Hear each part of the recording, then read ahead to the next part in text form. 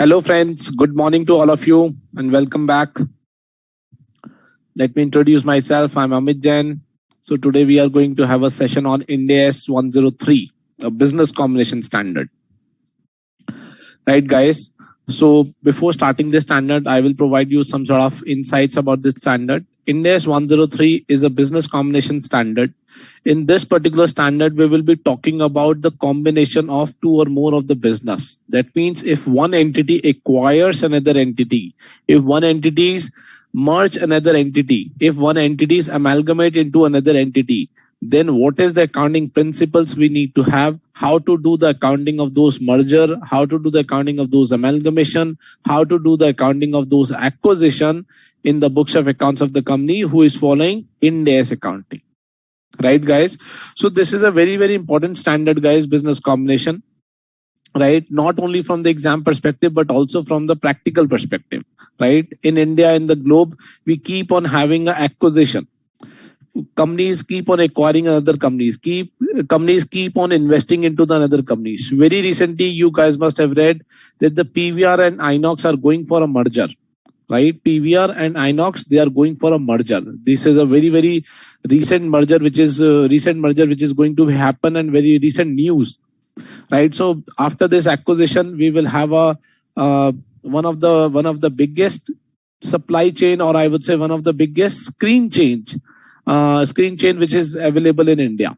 Right, so business combination is very critical both from the exam perspective as well as the practical perspective, because mergers, acquisition, amalgamation keeps on happening in the world. Right, guys? Okay, so in this standard business combination Ind AS 103, what we are going to discuss? We are going to discuss couple of things. Let's understand in this particular standard or chapter what we are going to discuss. Let me write. So what is the agenda of this standard? As the name suggests, one is the business combination, right? So one point is business and the second point is business combination. So first of all, in this particular standard, guys, we need to understand what is business. What is business, right? We all know what is business. We all have some understanding what a business, but this standard, this chapter is going to tell us about what is business. So that means we have something new to understand. We have something new to learn in this standard. So this is the first standard in which we are going to learn what is business, right? Then what? Then we will understand what is business combination. Correct? So one is what is business, second is what is business combination, right? Then we need to understand what is asset acquisition, right? What is asset acquisition? It may possible that I have acquired a land. It may possible that I have acquired a company who is only having a land. So the only point is whether I have acquired a business or whether I have acquired an asset. So the accounting of both the business combination and the accounting of asset acquisition is both different, right? Okay. Fourth is different methods of accounting of business combination.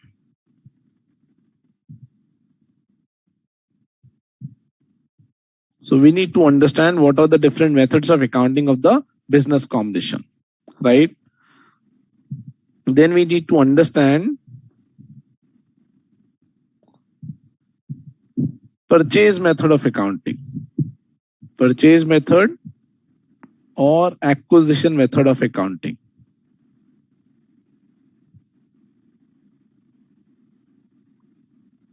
Right? Purchase method or acquisition method of accounting. Within the purchase method, we need to understand lots of things. Within the purchase method, we need to understand lots of things. For example, we need to understand the purchase consideration.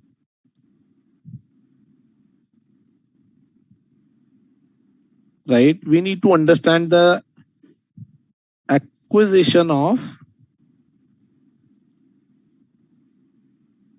assets and liabilities.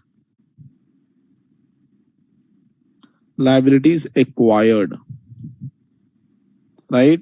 We need to understand the accounting of NCI acquired.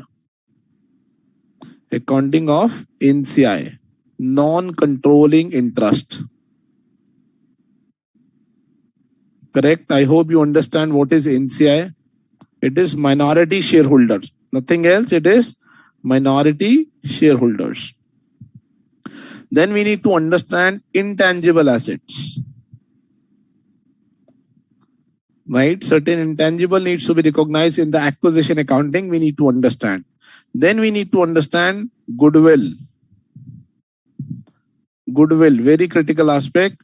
Goodwill or bargain purchase gain. Correct?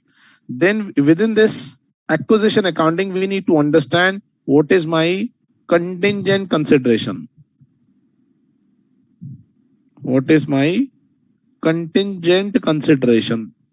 So consideration can be contingent. What is contingent? Which is dependent on the occurrence and the non-occurrence of any future event. Right? Then we need to understand, for example, reacquired rights.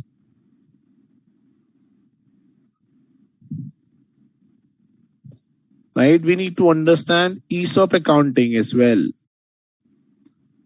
Right? So there are many concepts within the purchase method accounting, with the purchase method or the acquisition method accounting.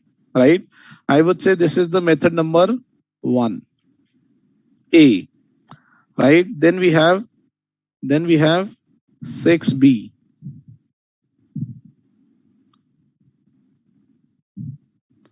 Then we have 6 point and the B method.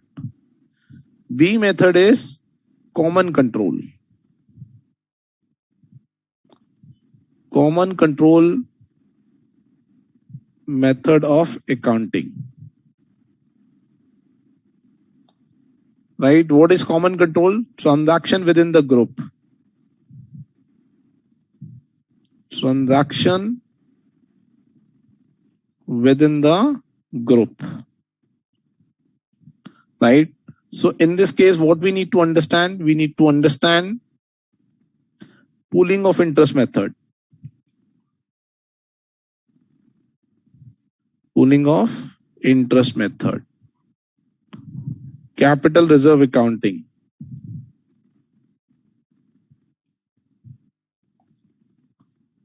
Identity of reserves. Correct? So all these things needs to be understand in respect of common control method of accounting. Right, guys? So largely we are going to discuss these many things in the business combination standard. So first is business. What is business? What is business combination? Asset acquisition. And we will also be talking about the difference between these two. Difference between business combination and asset acquisition. Correct? Then we will talking about in respect of the different methods. One is the purchase method and the second one is the common control method. Purchase method is what is purchase method? Purchase method is nothing but a third party acquisition. Third party acquisition. Correct? In the purchase method, we are going to discuss purchase consideration, assets acquired, liability assumed, accounting of NCI, intangible asset, goodwill, bargain purchase gain, contingent consideration, reacquired rights, ESOP accounting. Correct? And in the common control, we are going to discuss all these items: pooling of interest method, capital reserve, identity of the reserves. So these many things we are going to talk about under Ind AS 103. Any doubt, guys, as of now? Any doubt, guys? And let's keep interacting with me, guys, through the chat box provided by ICI, right? So that I can understand where you are struggling. in terms of understanding the concepts. Only Manikanta has raised a point. Good morning. Good morning, Manikanta. What about others? I hope you guys are attending the session. Should we move on? Okay. Now we are talking about business combination, right? We are talking about business combination here.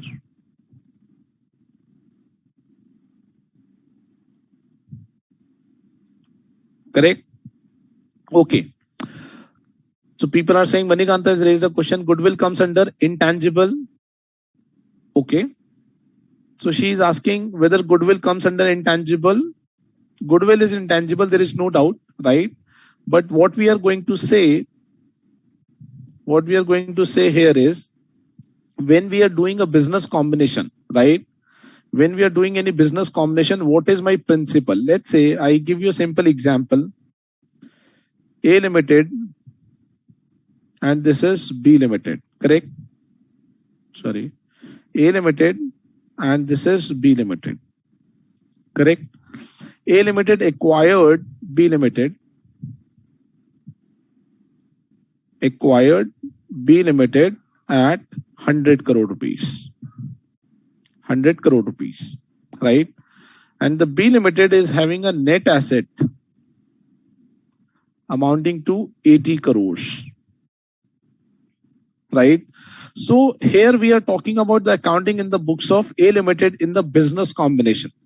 In this standard, we will be talking about the accounting in the books of A Limited, books of acquirer. So A Limited is the acquirer, right? And B Limited is the acquiree, right? Or what we can say, what else we can say? B Limited is the transferor. B Limited is transferor and A Limited is transferee.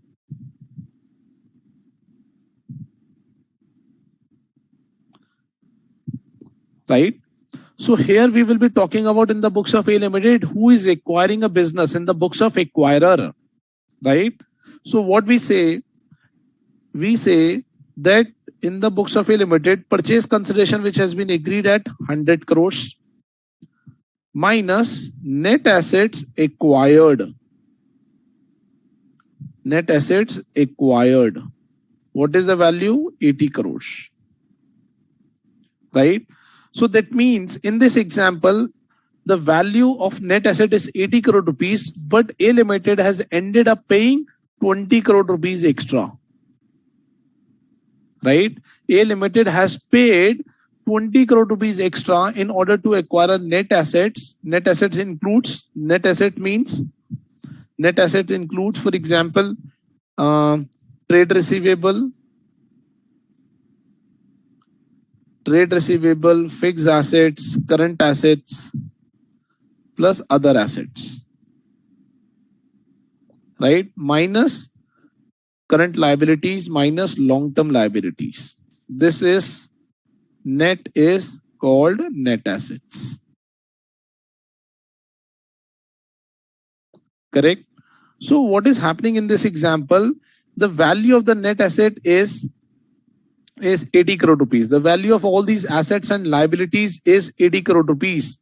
But A Limited has ended up paying 100 crore rupees. Why A Limited has paid 20 crore rupees extra? Why A Limited has paid 20 crore rupees extra? That 20 crore rupees will be termed as goodwill. Right? So guys, whenever we will be talking about business combination, whenever you heard that one entity has acquired another entity, what comes to my mind? What comes to our mind? Our mind is that we need to record a goodwill. Right? Business combination meaning is goodwill. Whenever a company acquires another company, we need to think, we need to evaluate from that perspective that whether that acquirer has recognized a goodwill or not. Right? What is the basis of computation of the goodwill? Very simple. How much amount I have paid, which is purchase consideration, what net assets I have acquired, that I need to account for as a net asset acquired, and this is my goodwill.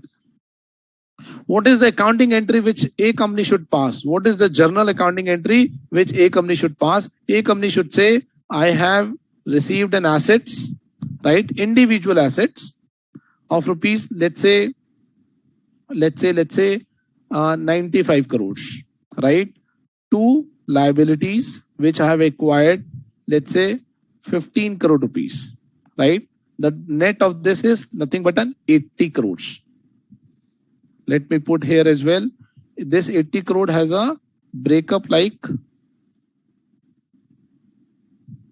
assets 95 crores, liabilities 15 crores, net is 80 crores, right? So asset debit, liability debit to what? To purchase consideration. Purchase consideration is 100 crores, right? And goodwill is 20 crores, right? So now Manikanta has raised a question, sir, what about goodwill and intangible? Are these one and the same thing? So goodwill is nothing but a part of the intangible itself, right? There is no doubt, Manikanta, in this. But here what we are talking about, intangible, it may possible that within this goodwill, which 20 crore rupees we are recognizing here is, standard is also saying that it may possible that the other company has not recognized some intangibles. Why other company has not recognized? Because it is not allowed to be recognized. For example, internally generated brand, internally generated customer list, right? Those assets are not supposed to be recognized as per the relevant accounting standards. Right now, at the time of business combination, standard is saying that you have paid 20 crore rupees extra. Why you have paid 20 crore rupees extra? This is not all about the goodwill. It may also possible that you have acquired a brand name of the other company. It may also possible you have acquired the customer list of the other company, right? So standard is saying recognize intangible and finally recognize goodwill. So in this case, when we keep on moving in the standard, we understand what are the different types of intangible we need to recognize in case of business combination. Correct? I hope this is clear. Manikanta, is this clear? I have just given you an example that what we are going to talk about.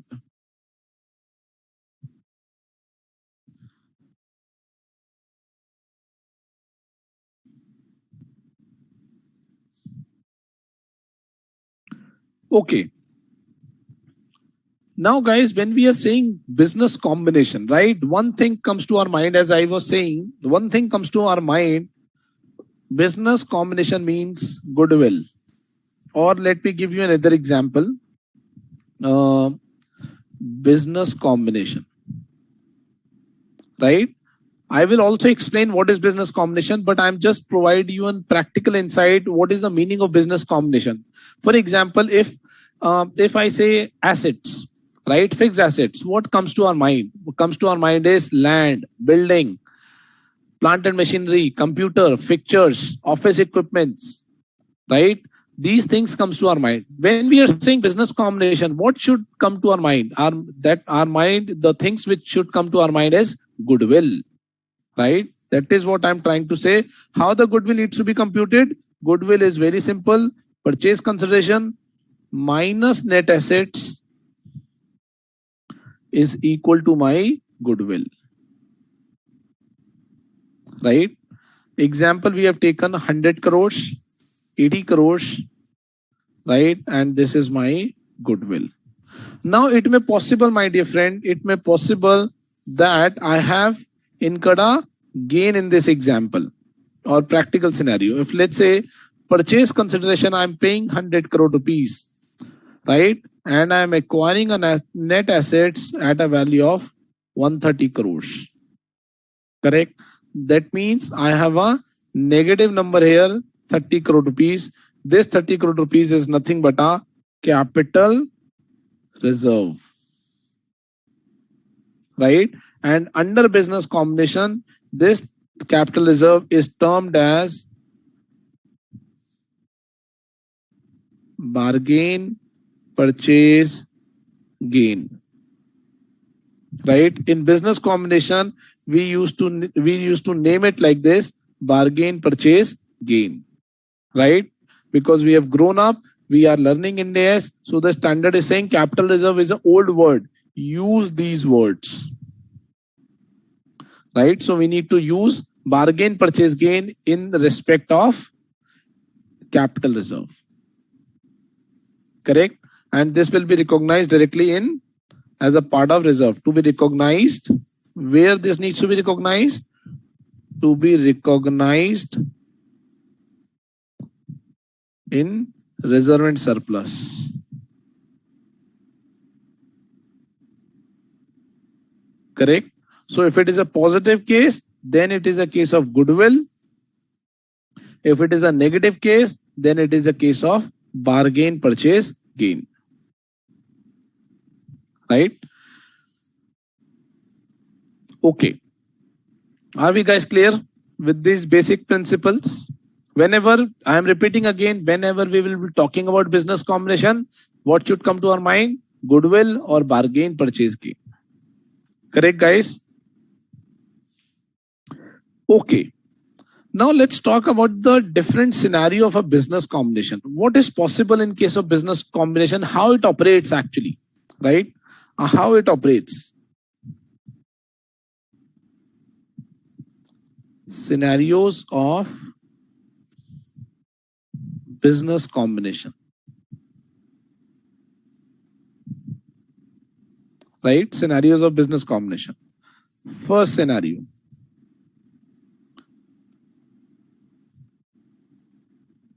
Acquisition of one or more business.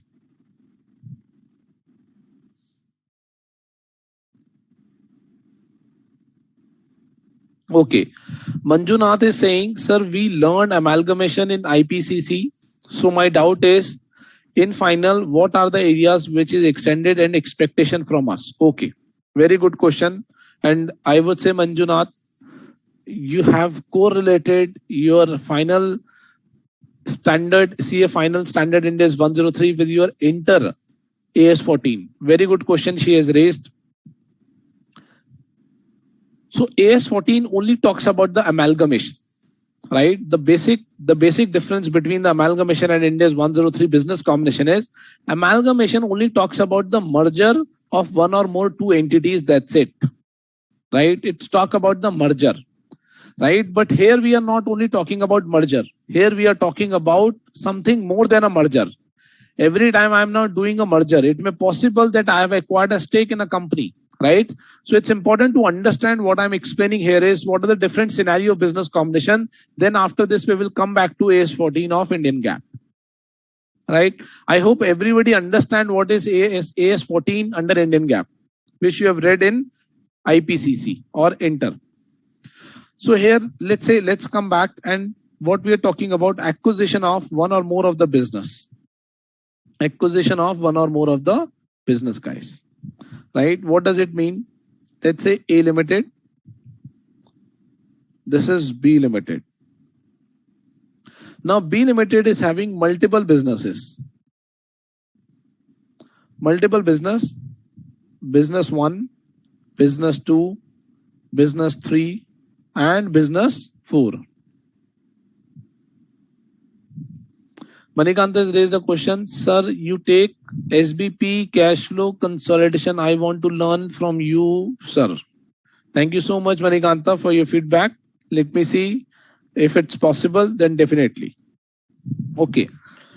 So business. So right, let's say B is into the different businesses, right? What are the different businesses? Business 1, 2, 3. It may possible this is a real estate business,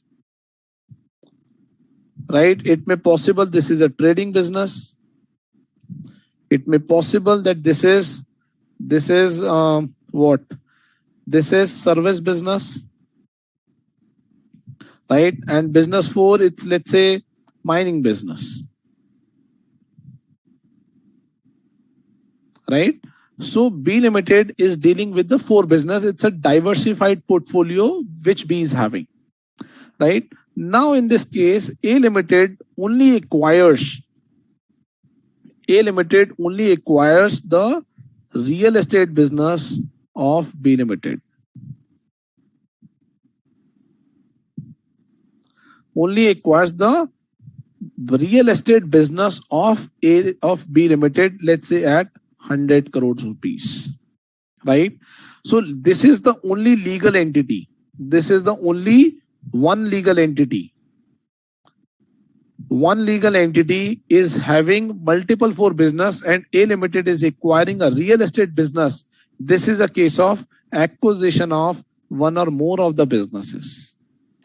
If A Limited is acquiring real estate business, it's an acquisition of one business. If A Limited is acquiring, let's say, mining business as well, then it becomes the acquisition of one or more business, right? So A Limited will acquire, it may possible A Limited will acquire more business, it may possible A Limited will acquire one business, right? So this may be a first scenario where we are saying one company is acquiring either one business or multiple business of the another company, but A Limited is not acquiring an entity. A Limited is not acquiring an entity. Correct? This is the first example. Let's talk about another example.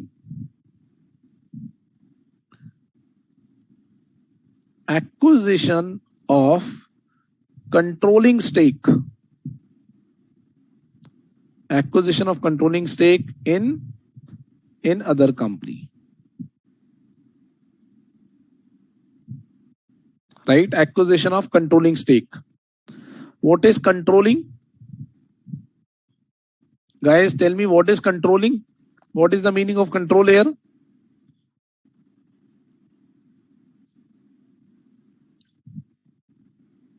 Controlling means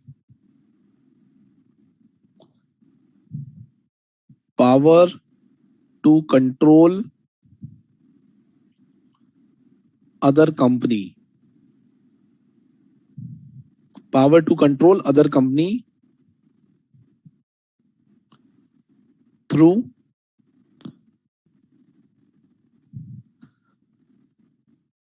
board of directors, or there are various means, I would say, through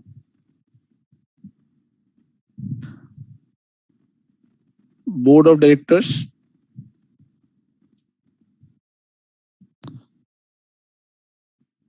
control over relevant activities,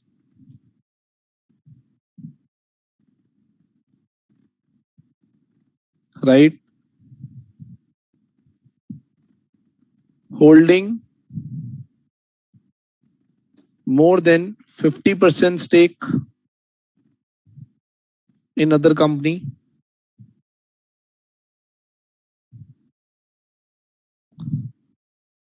right?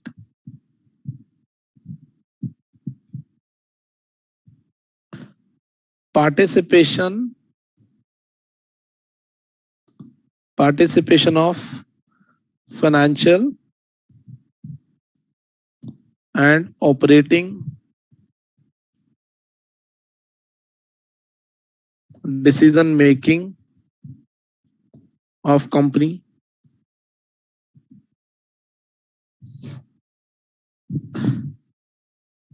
having potential voting rights,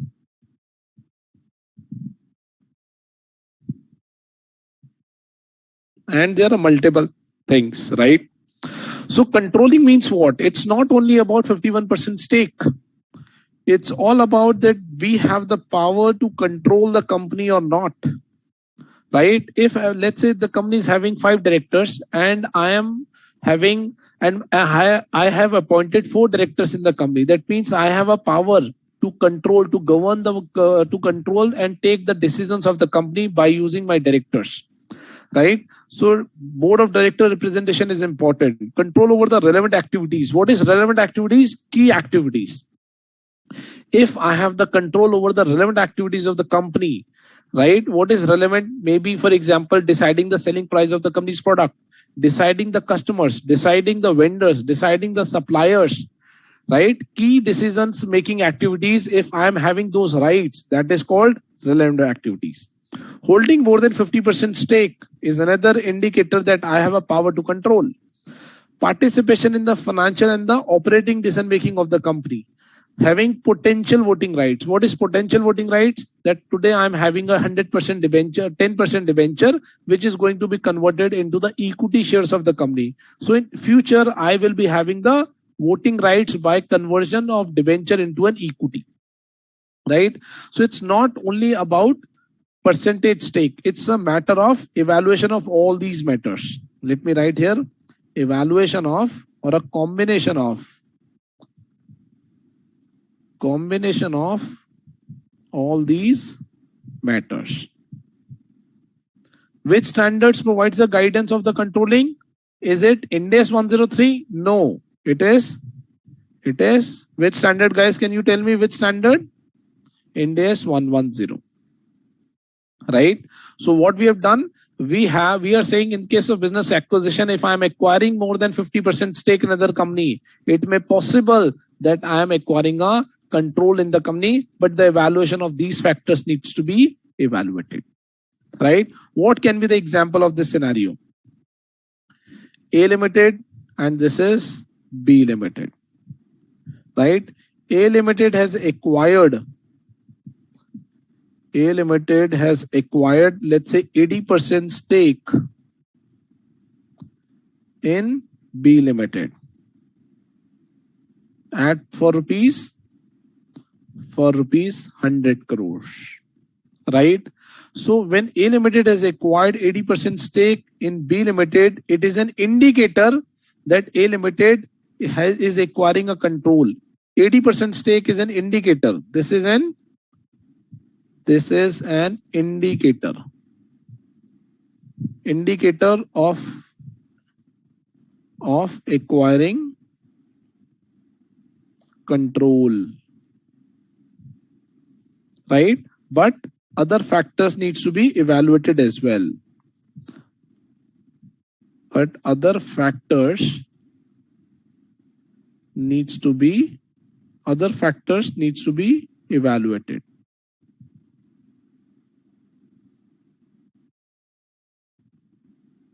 Correct, guys? So this is another example which we are talking about, acquisition of the controlling stake. In other company, right? This is the small example to understand this transaction. Okay, what could be the another scenario? Third scenario. First, we have talked about.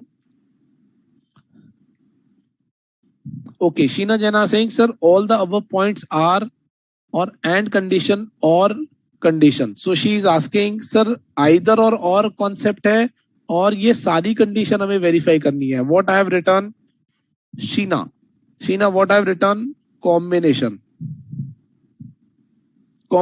There is no and or. It's a combination. It's a joint evaluation. It may possible in one transaction I will have only 3 rights.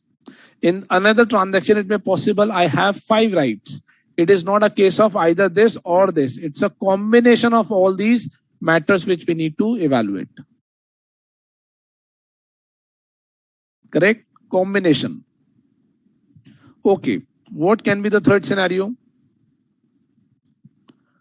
Third scenario, first we have talked about acquisition of the business, either one or more businesses. Where is that? Either one or more of the businesses. Second, we have talked about acquisition of the controlling stake.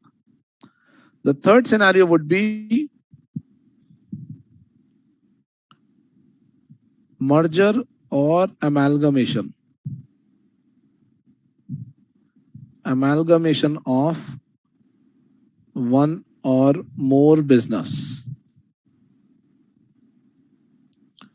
or entity, right? Merger or amalgamation.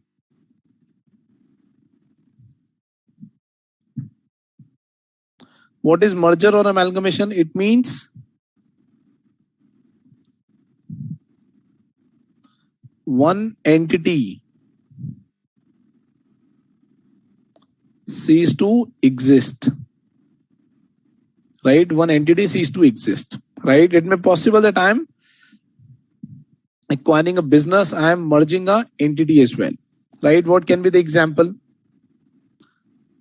Let's say A Limited, B Limited, or this is B Limited, and within B there is a legal entity called C Limited. It's a legal entity, right? B Limited is also a legal entity,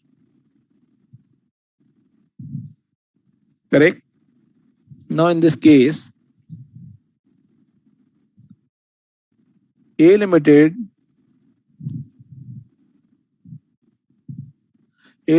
is acquiring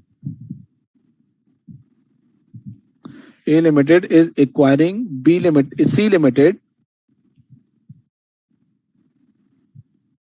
at rupees 100 crores from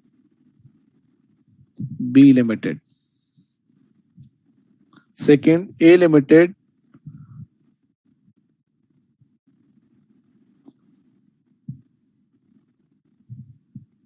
merges C Limited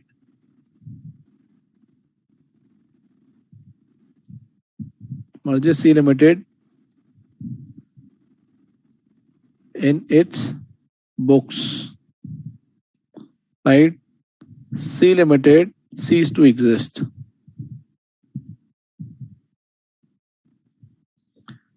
C Limited cease to exist, right? So the C Limited has been acquired from B Limited and it will get merged into the A Limited itself. This will be a case of merger or amalgamation, right? I hope this must be clear to you guys.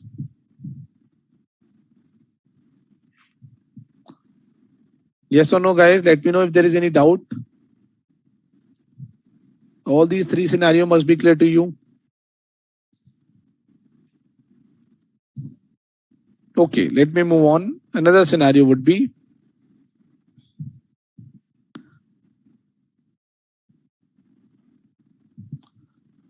transfer of business or entity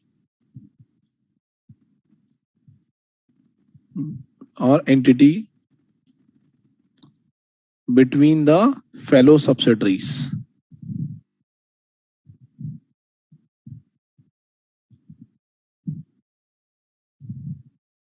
Transfer of business or entity between the fellow subsidiaries. So this we are talking about group transaction.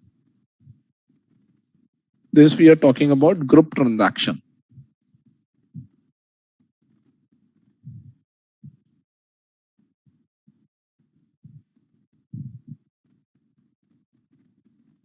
Right? For example, let's say this is A Limited, this is B Limited, this is C Limited, right? And within this is 100% subsidiary. This is again 100% subsidiary, and C Limited is having D Limited, right? What is the relationship between B Limited and C Limited? It is called fellow subsidiary.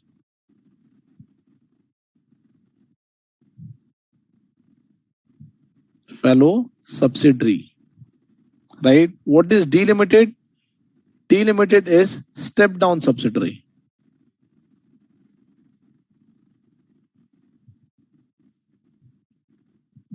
Right? So this is a group. This is a group transaction.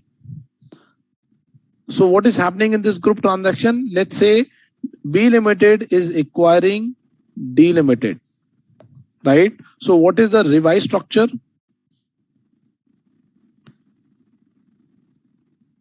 What is the revised structure? Revised structure will be like A Limited,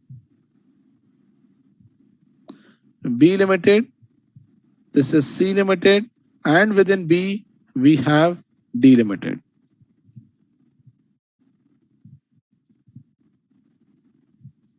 Right? So this is a case of transfer of the subsidiaries or a legal entities or a business within the group.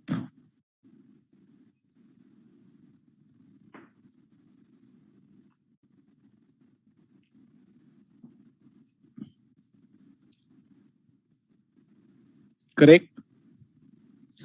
This is another way of business combination. Right? Let me talk about one more scenario. Merger of subsidiary into parent or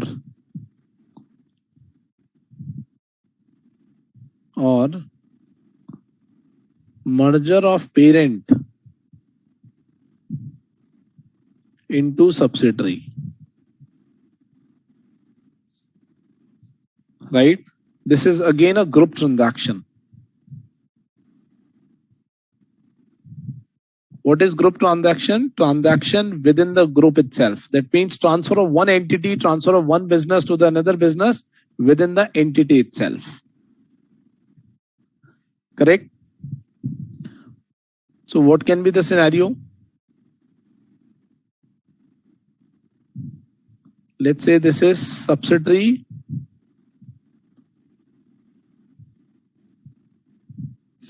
merger of subsidiary into parent. Right? Let's say this is A Limited. This is B Limited and this is C Limited. These are the 100% subsidiaries. Now in this case, what is happening?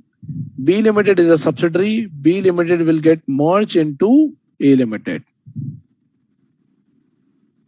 Right? It is a group transaction. What will be my revised structure in this case? A Limited, and A Limited is only having C Limited, which is 100% subsidiary after merger. So this will be a case where B Limited will get merged into A Limited, where the subsidiary gets merged into its parent.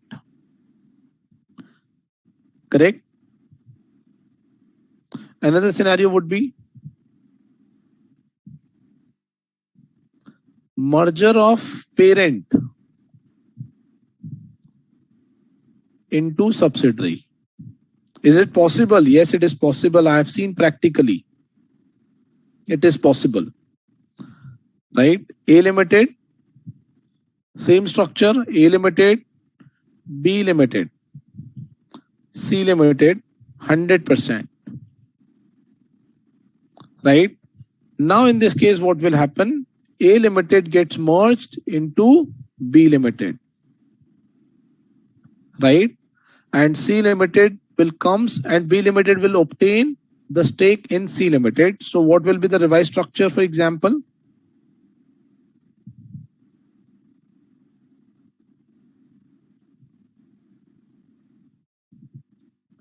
B Limited holds 100% stake in C Limited. Right? This will be a case where the parent will get merged into the subsidiary. So guys, what we have talked about lots of scenarios. Right? We have talked about lots of scenarios. One is we have said acquisition of one or more of the business. This is the case. In this case, real estate business has got transferred to A Limited, or trading business also get transferred, or the mining business has also got transferred to A Limited. This is the transfer of business. Then we have talked about acquisition of the controlling stake. What is control? Power to control the affairs of the company is a controlling stake. Right? There can be the multiple reasons. There can be the multiple rights. There can be the multiple conditions. What we need to evaluate, and these conditions are in combination. It is not a case of either or. So in this example, we are saying A Limited acquired a stake in B Limited 80%, 90%, 70%, more than 50%. Right? So it is an indicator. It is not a case that I will apply the business combination accounting. It is an indicator. Since I have acquired more than 50%, it is largely possible that I will apply business combination accounting, provided other factors will get satisfied. What are the other factors? Which is defined under Ind AS 110. Which is defined under Ind AS 110. What are those factors? Which we have written in the previous slide. Right? These are the factors of Ind AS 110. correct? Then we have talked about merger and the amalgamation of one or more of the entities, right? So this will be the case: A Limited, B Limited, C Limited. C Limited is getting merged in A Limited. Another case, transfer of business between the fellow subsidiaries. It is a group transaction. Within A, there are two subsidiaries, B and C. Within C, we have D Limited, 100%, right? D Limited is getting transferred, right? It may also possible that we are holding 80%.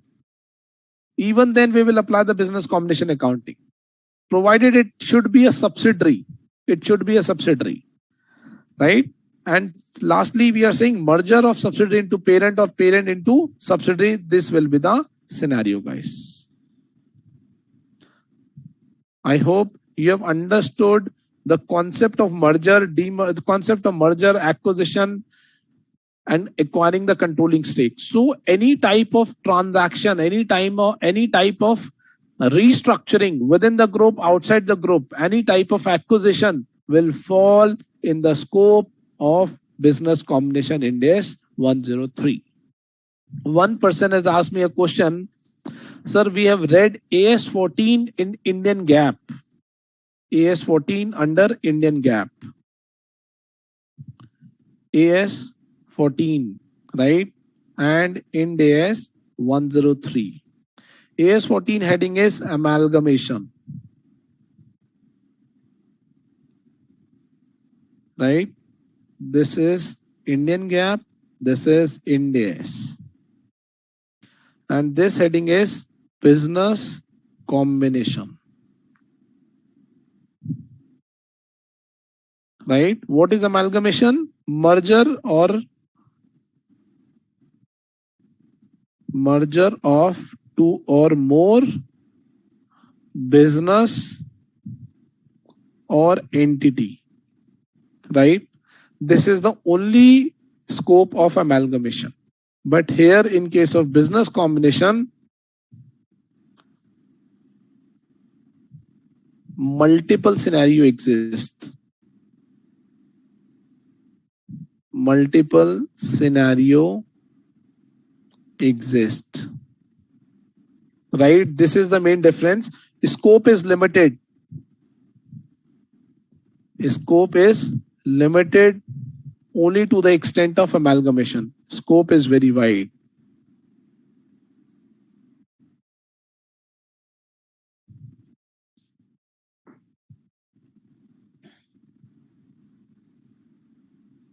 Sheena said, sir, this 100 means 100% stake. It can be lower. It can be lower.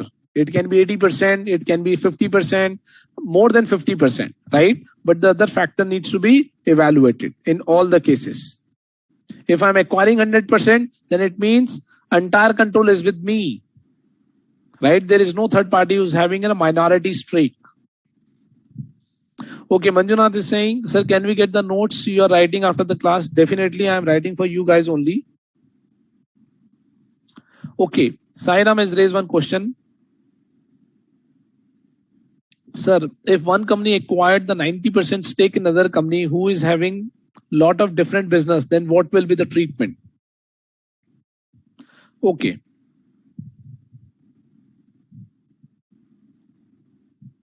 Sairam question or query. Let's say A Limited, this is B Limited.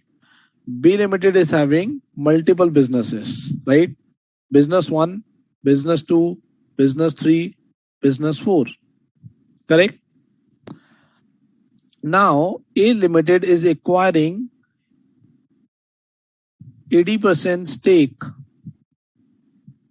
in B Limited at rupees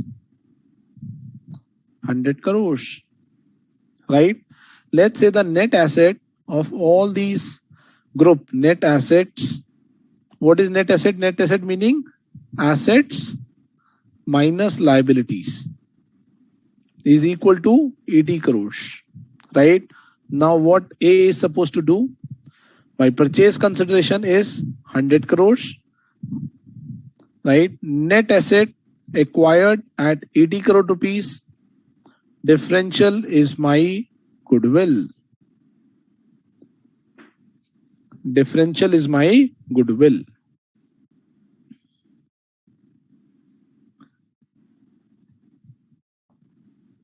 Are we clear, guys?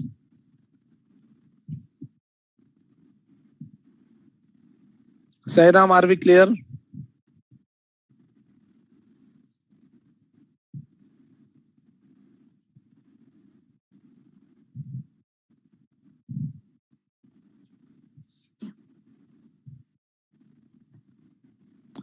Yes or no, guys? Are we clear with the basic concept of business combination, how it operates practically in the market? What is the meaning of acquisition? What is the meaning of a merger, amalgamation, transfer of entities within the group, transfer of entities between the fellow subsidiaries, merger of parent into the subsidiary, merger of subsidiary into the parent? Are we clear? There are the various different type of transaction possible in case of business combination, but under AS 14, it will be limited to amalgamation.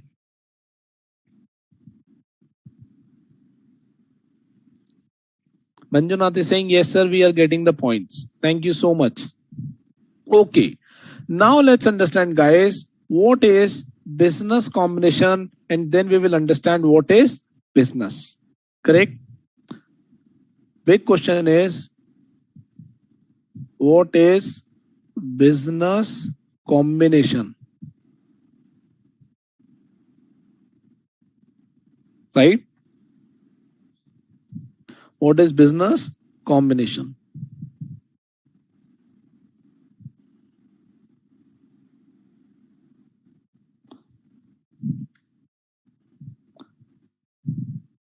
So business combination is a transaction, right? Is a transaction where acquirer obtains control over the business or entity.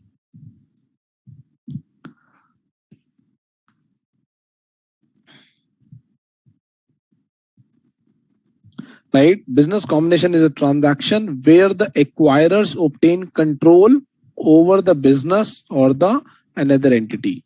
What is control? We said in the previous section, control is defined. Control is defined under Ind AS 110. Correct? Control is defined under 110. Correct? Now this is the definition of the business combination, right? Acquires obtain the control of the business. So the keywords, everything is moving around a business, right? Everything is moving around a business. The next question is, what is business? Can you guys tell me, what do you understand by the word business? What is business? Anyone? What is business?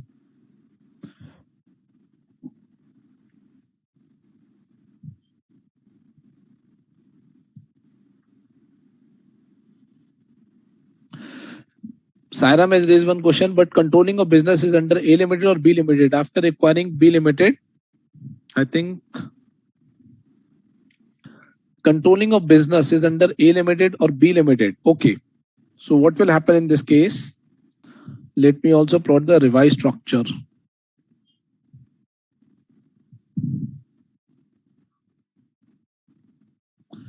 A Limited is having how much stake? 80% stake. Then B Limited, business 1, business 2, business 3, and business 4.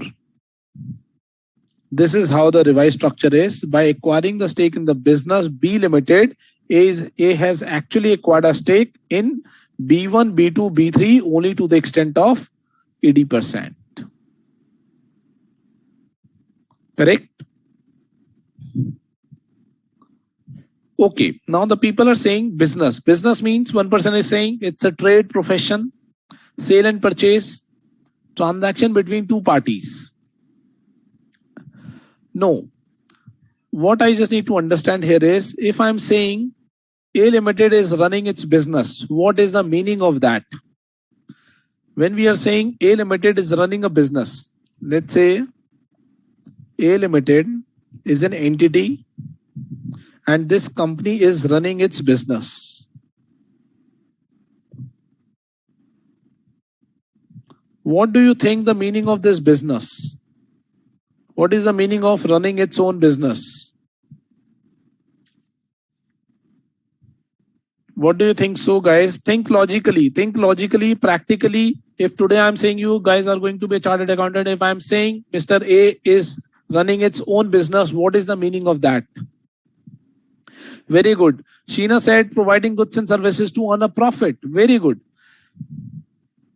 1%. Aditya is saying business is trading of goods or providing services of generating income. So why A Limited is running a business? To earn a profit, to sell the goods and services, to earn an income. Income can be operating activities. Income can be by way of investing activities. Let's say I've invested surplus money into a different business, right? I will be earning interest income. I will be earning dividend income if I've invested my money, surplus money in the equity shares of the different companies or listed company, right? So very good said, very well said by the different people. So they are saying business is running for the purpose of earning a profit. One person is saying business is a trading of goods and services, right? So by these words which you guys have said, let's understand what is the business, what is the definition which is defined in the Ind AS 103. Right? So 103 says, what is a business? Business is an integrated set of activities and assets that are capable or managed for the purpose of A, providing goods and services, right? For the purpose of investment, for the purpose of investments to earn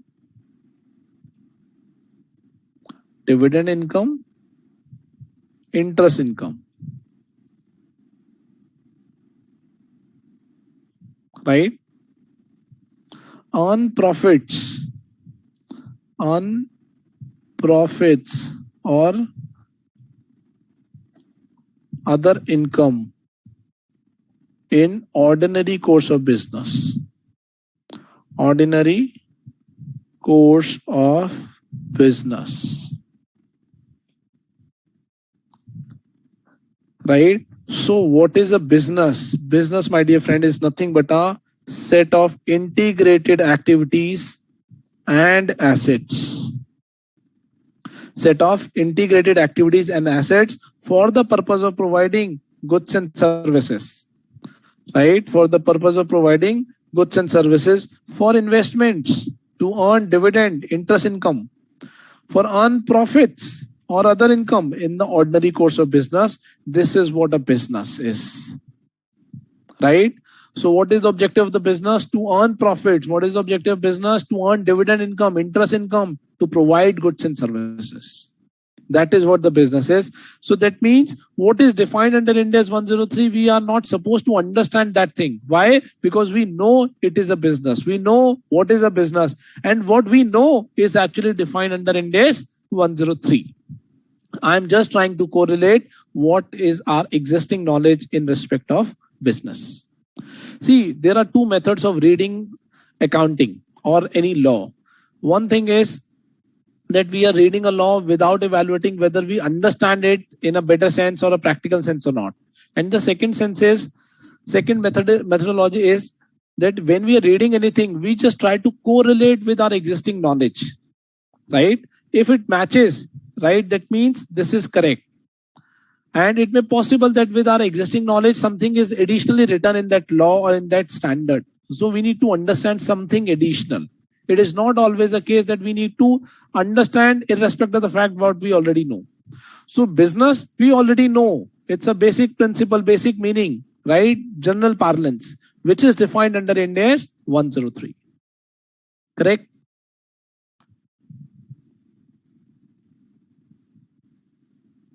Okay. Now the next is in order to understand what are the different elements of the business.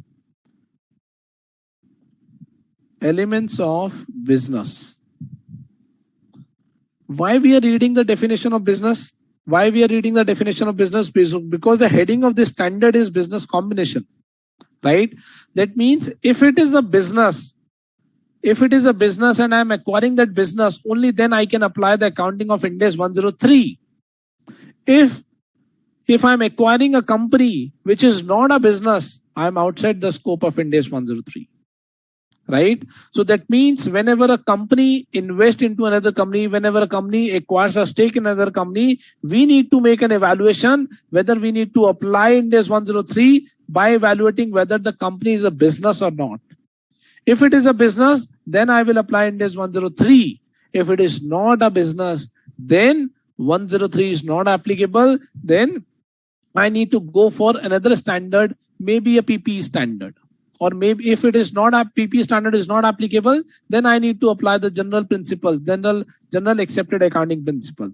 So it is very, very important, my dear friend, to evaluate whether the investment which I'm making, whether the stake which I'm acquiring, whether that company is a business or not.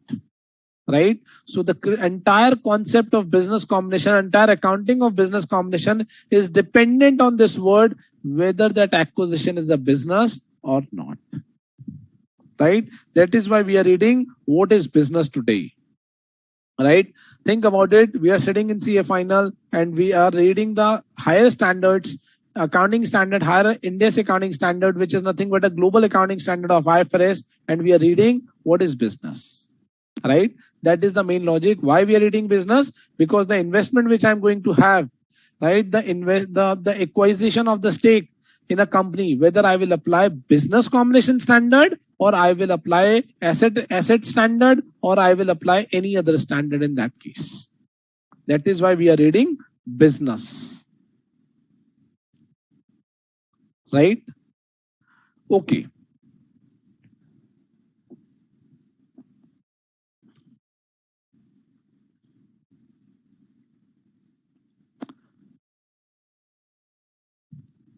What are the different elements of the business? So business has three elements, right? One is input. One is inputs. Second is process, right? One is input, second one is process. When I will combine input and process, when I will apply my process into the input, I will get output.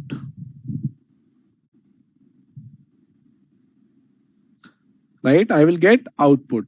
So that means for every business, there must be an input, there must be a process, and there should be a output. Right? There must be an input, there must be a process, and there can be a output. Right? I'm using a word must in case of input, I'm using a word must in case of process, but I'm not using the word must in case of output. I'm repeating my words again. There must be an input, there must be a process, and there can be a output. Let's understand these things in detail. What is input? Right? For a business, can you guys tell me what is an input? What is an input? Non-current assets is an input. Right? Non-current assets is an input, like plant, License to run a business is an input. License to acquire, for example, patent, copyright, right? These are non-current assets. Intellectual property rights, IPR, intellectual property rights. Skilled workforce,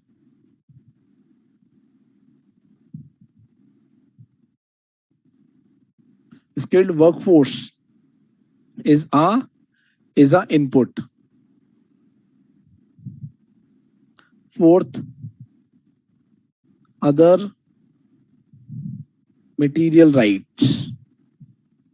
These are called inputs. So that means whenever a company is acquiring another company, right, we need to see whether that company, whether the acquirer is having an employees, whether the acquirer is having a plant, whether the acquirer is having a license, whether the acquirer is having a trademark, whether the acquirer is having a copyright, whether the acquirer is having a intellectual property right.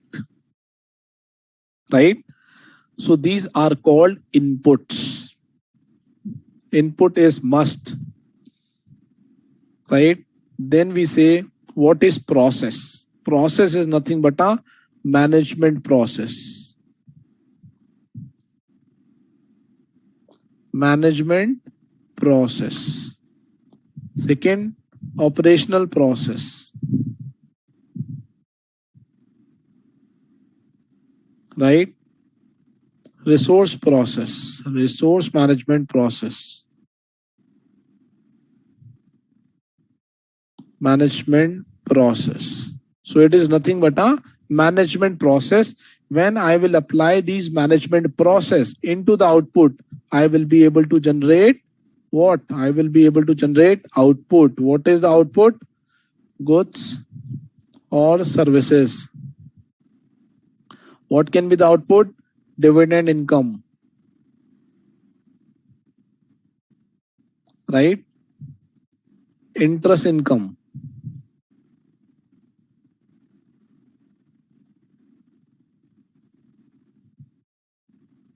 Profits or other income.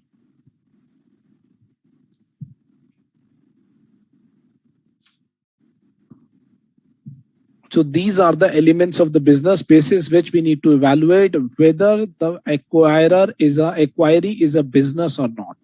Right? Sometimes question will, sometimes question as well as the practical scenario says, in respect of the payroll accounting, in respect of the billing, in respect of the invoicing, in respect of the day-to-day accounting. Right? If the other company is doing this accounting, question will say, is it a business or not? Right? So these are called the admin activities. Administrative activities like day-to-day accounting,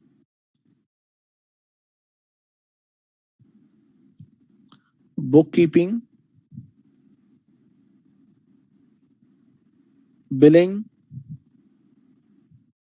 payroll accounting,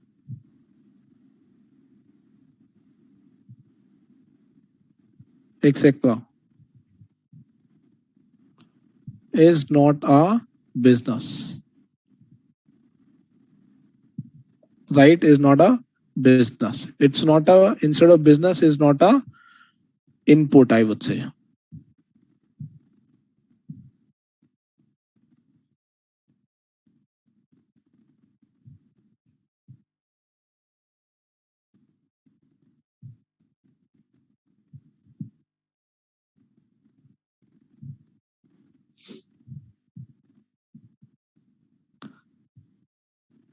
Right? So in order to evaluate, we should have these three elements in a business.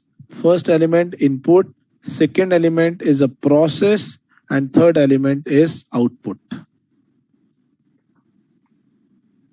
Right, guys?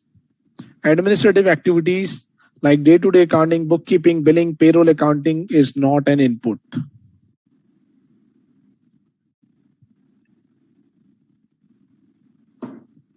One person is asking non-profit organization, right?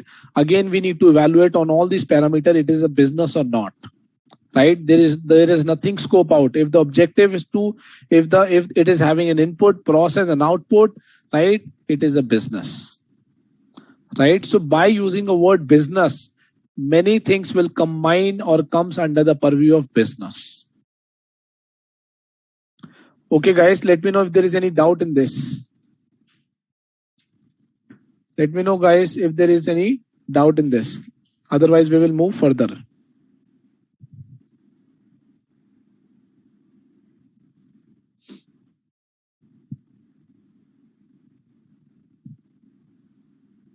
Are we clear?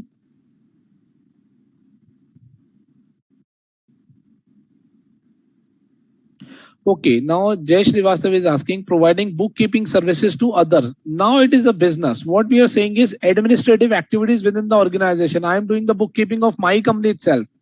It is not a business. But my object, I am a payroll company itself, right? Payroll company who provides the payroll accounting of the other companies. Then it is a business. What I'm saying is administrative activities.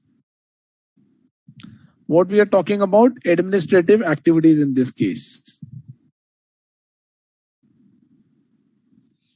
Okay, Jay, I hope this must be clear to you. Right? Now we need to do further assessment. This is the main elements of a business. Now we need to do further assessment. Further assessment of business. Now we need to do the further assessment of the business. Now the standard is saying integrated set of activities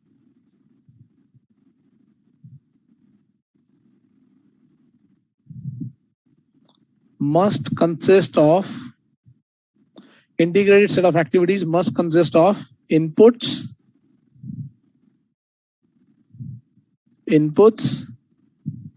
plus a substantive process.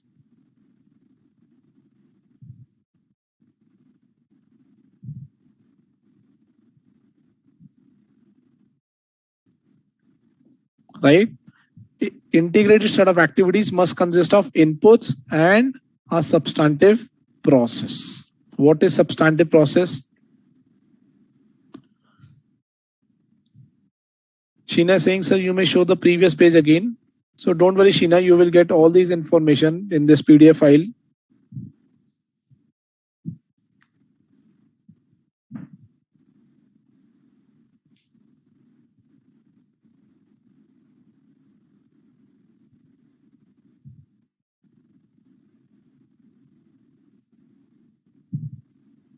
Should I move on?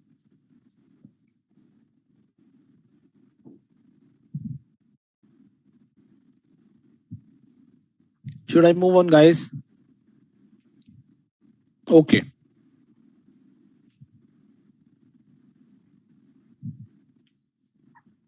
Now the question rises here. What is substantive process?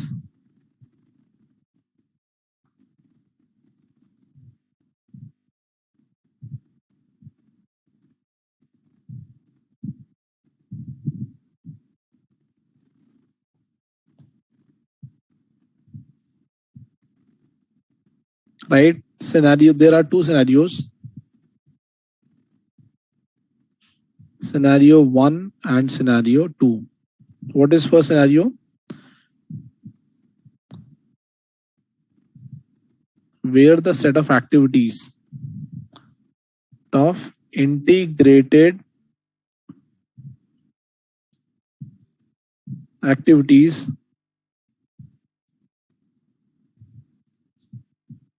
where the set of integrated activities does not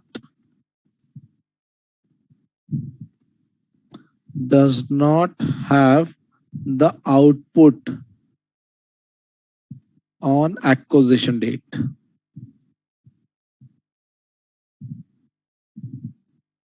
Right? Second scenario would be where the set of integrated activities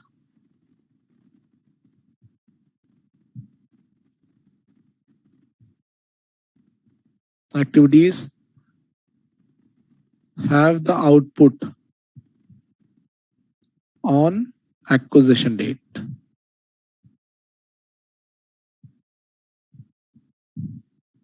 Right? First day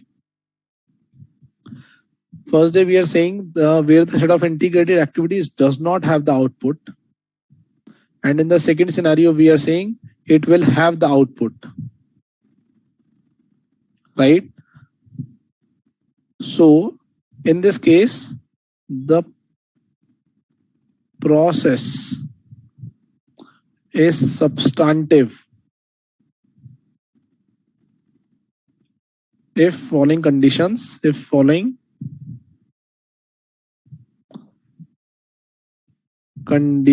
exist. A process is capable of generating output.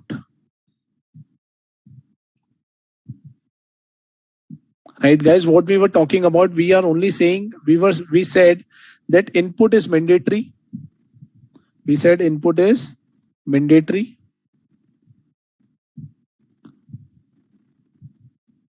We said process is mandatory.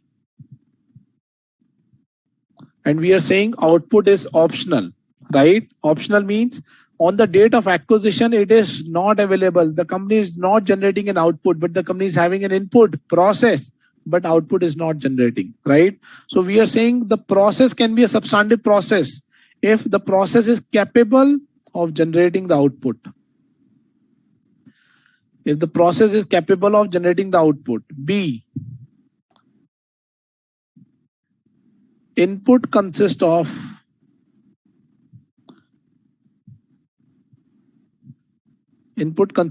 workforce which are skilled and knowledgeable.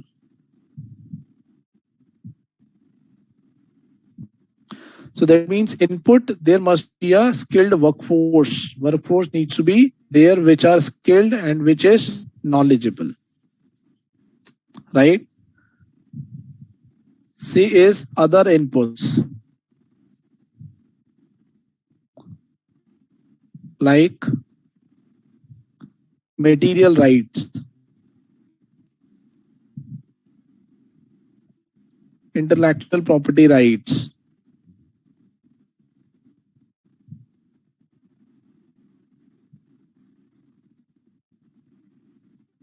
so basically the definition of the input has been extended by using this word process is substantive or not. So we are saying process will be substantive if it is capable of generating the output, right? Input must consist of the skilled workforce which is knowledgeable, right? And there must be an other inputs like material and intellectual property rights.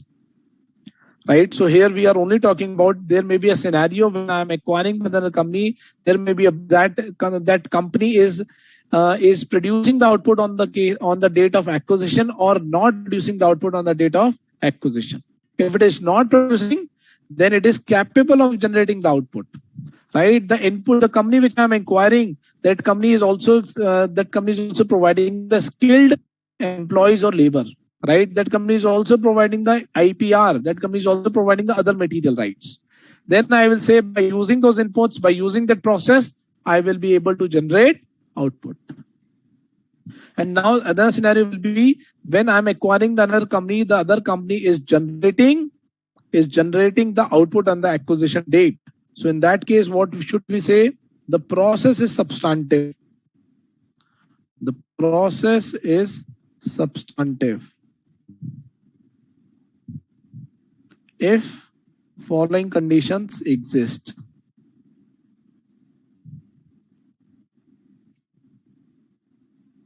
What is that condition?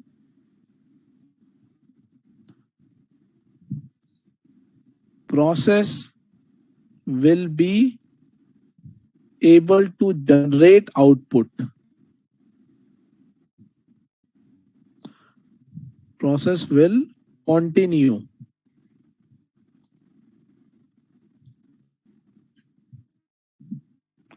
to generate output.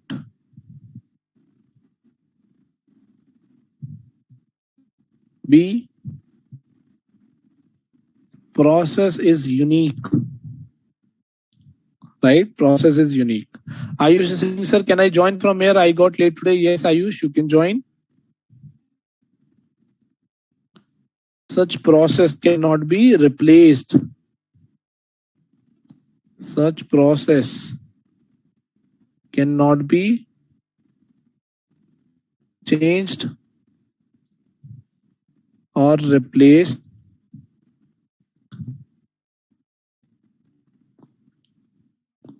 without incurring significant cost.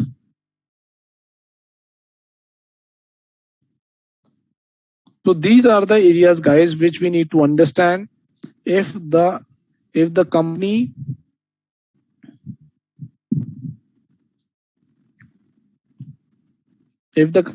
which I'm acquiring is a business or not.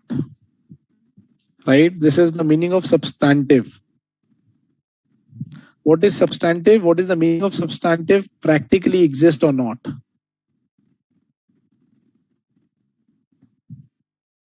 Practically exist or not?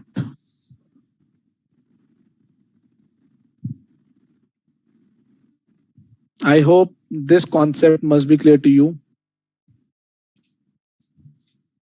Let me know, guys, if there is any doubt.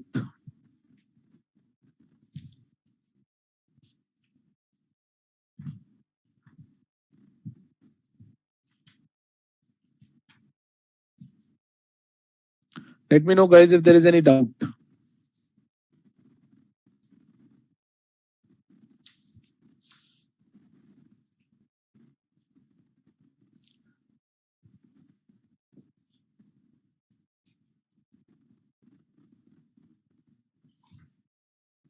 If there is no doubt, can we move on?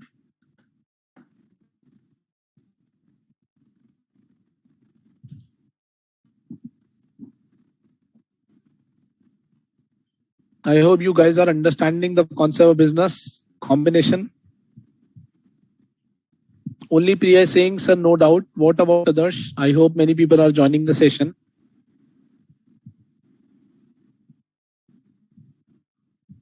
Other persons?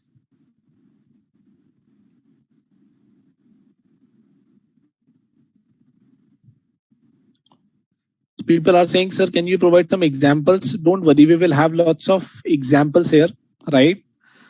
Let's understand the concept first.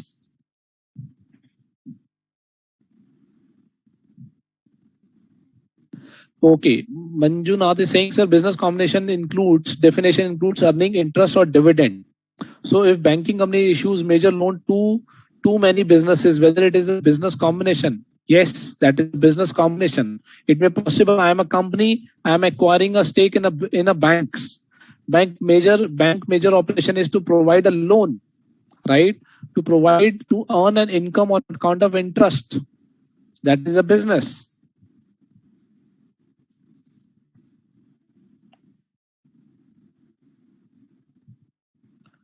Okay. I give you an example. A Limited acquires B Limited, right? A Limited acquires B Limited of rupees 100 crores.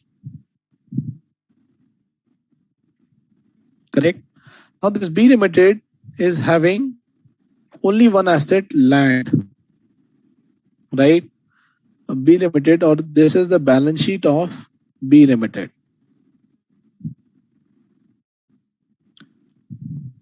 Land at a rate of, let's say, 90 crores, right? Share capital, cash, 10 crores, 100 crores, right? Only land is there. If I talk about P&L, revenue, nil, right? Maybe interest income, 1 lakh, expenses 20,000, net profit let's say 80,000. Now just tell me guys, A Limited acquires B Limited at an amount of rupees 100 crores. Do you think it is a business? Do you think it is a business? Is there any input available? Is there any input available in this case? Yes. Input is land, asset. But only vacant land, whether can I apply any process on this? Is there any management process? Whether B is earning any profit, whether B is providing any goods and services to any third party? Nothing else. Nothing else. There is no process in this case. No process. Whether B Limited is acquired a skilled labor? No, because he is not having any employee. Right? No employee. No skilled workforce. Is it a business combination? Is it a business, or before business combination, is it generating any output? No. Is it a business combination? No business combination.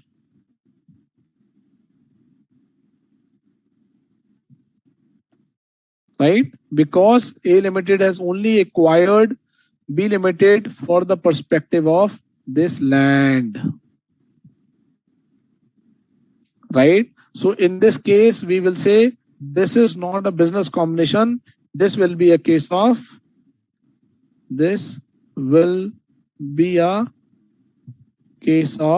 asset acquisition.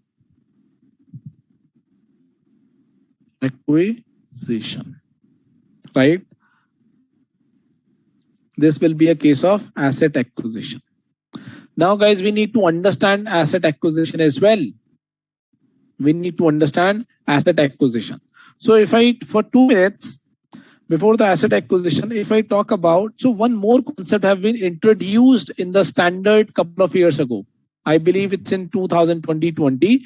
One more concept have been introduced. That concept is called concentration test. Concentration test.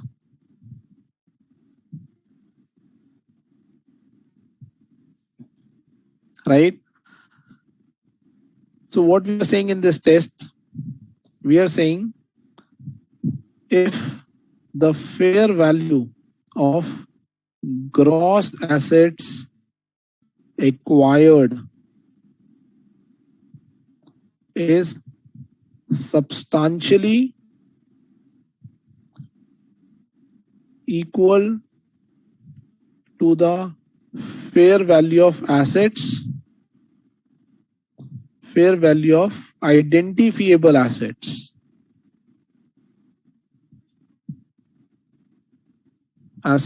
or group of assets.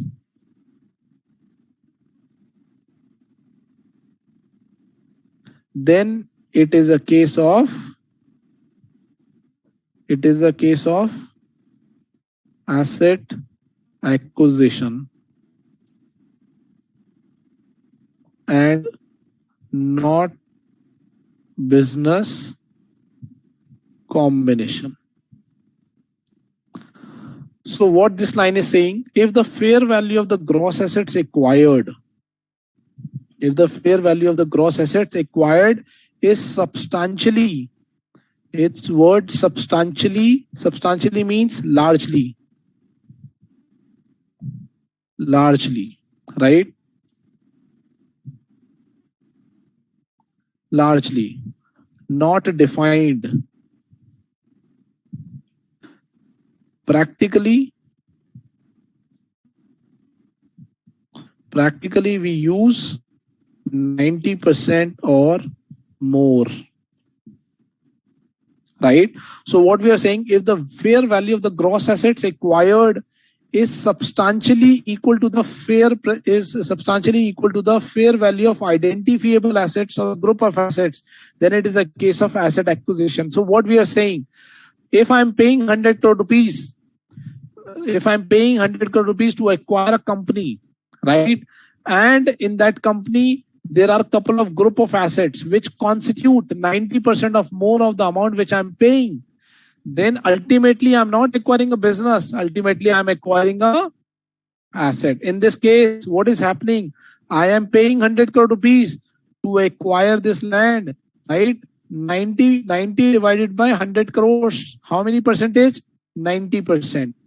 So effectively, I have paid 100 crore rupees, right? Which 90% or more, which substantially constitute the value or the fair value of land itself, right? So in this case, it is not a business combination and it is an asset acquisition, right?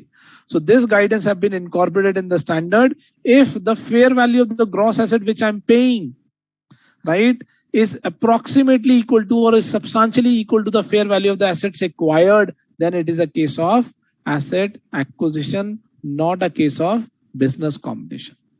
Now the question is, what is the fair value of the gross assets acquired? The guidance has also been provided by the standard. Fair value of gross assets, right?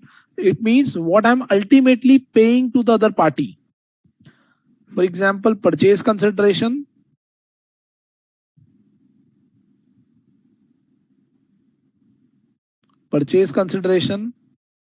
plus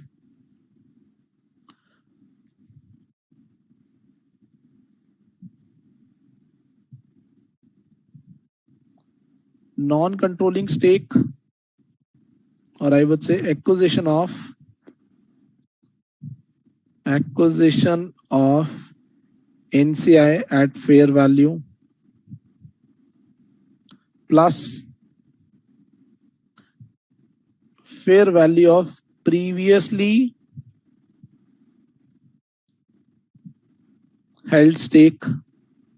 What does it mean? It means previous investment.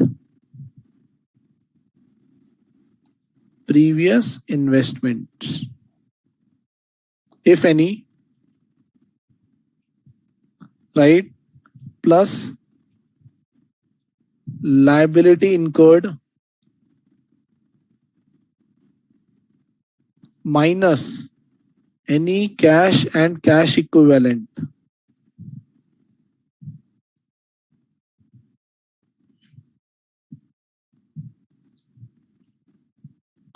What else? Minus any goodwill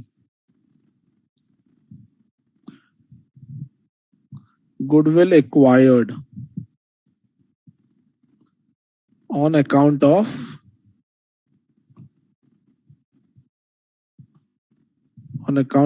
deferred tax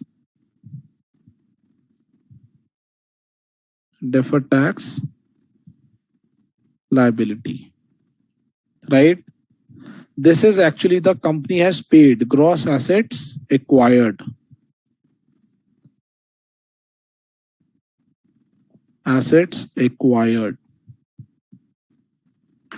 Right?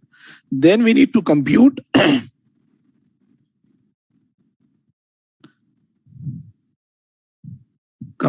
percentage stake in respect of percentage stake of gross assets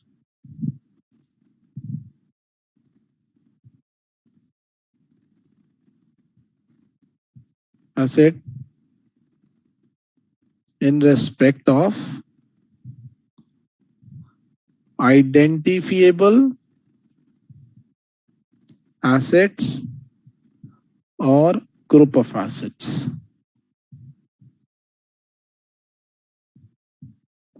Right? So how to be computed? Assets or group of assets. divided by gross assets is equal to the percentage, or I would say multiply by 100%.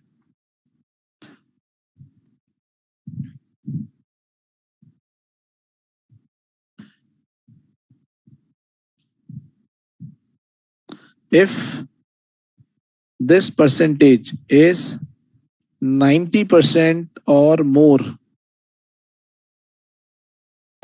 then it is a case of asset acquisition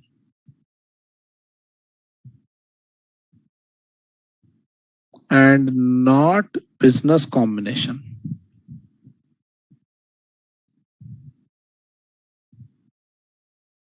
Correct? And this concentration test is an optional test.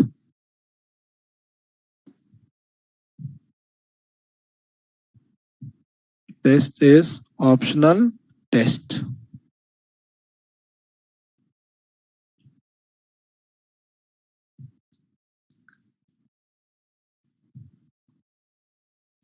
Right? Fair value of the gross assets. So this is the amount, basically what we are saying, this is the amount which we are paying.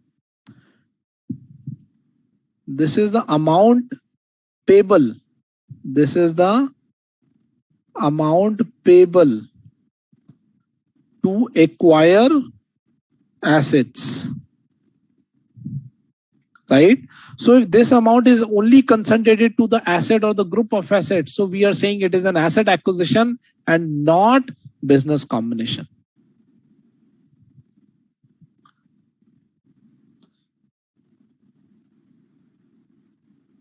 Correct? So Ayush is saying, sir, what if the substantial asset have the capability of generating the output? They have. They are supposed to have the capability of generating the output. We are saying the process is substantive. Process is substantive only when the process is capable of generating the output. It's not a question of if and but. It's a matter of clarity. The process have the clarity to generate the output. Right, guys? So how to apply the concentration test? This is the methodology, that this is the amount which I'm going to pay. This is the amount which I'm going to pay in order to acquire the assets. What all needs to be done? Purchase consideration, right? If I'm acquiring NCI, if I've already done an investment in the company in the past, let's say I have already made a 20% investment in the company. Now I am acquiring 60% more stake. Now I am acquiring 80% of more stake. So the पहले जो investment करी थी उसकी fair value. If I'm incurring a liability in order to acquire that business, then that is also needs to be included.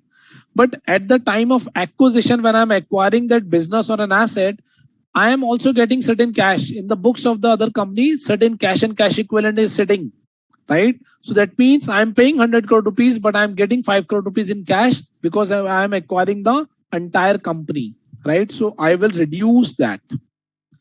If the other company is having a goodwill in its books of accounts, which has been created because of the deferred tax, then I will reduce that as well.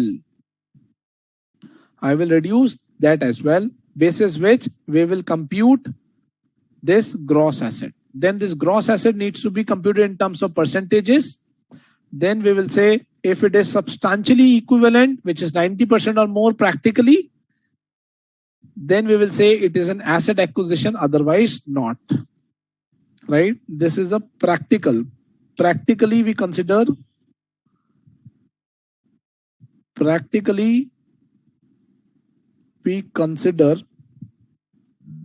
90%, right? But judgment is also required.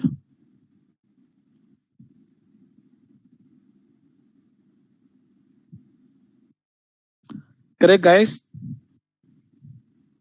So Jay Srivastav is saying some figures are added, some figures are subtracted. What I'm saying is, Jay, if you look at, I have used the word received, right? Goodwill acquired.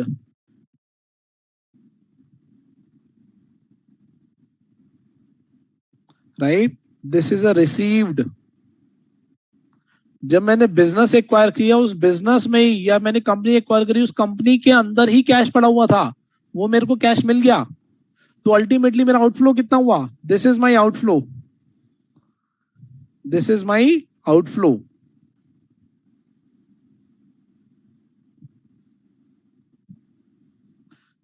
This is outflow and this is inflow. That's why we are reducing this.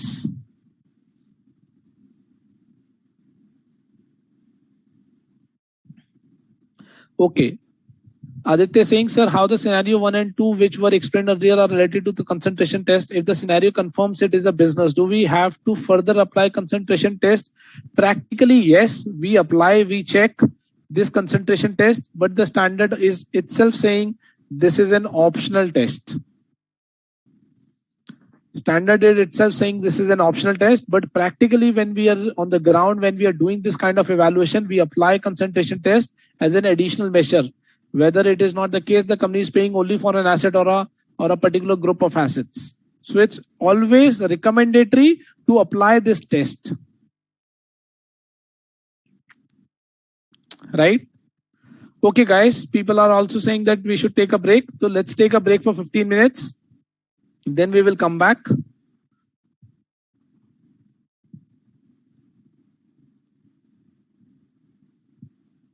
Okay, let's take a 15 minutes break. And I'm hoping, guys, you're enjoying the basic concept of business combination and India's 103.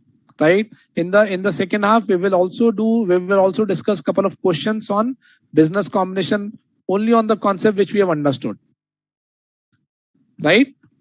Okay, let's take a break for 15 minutes.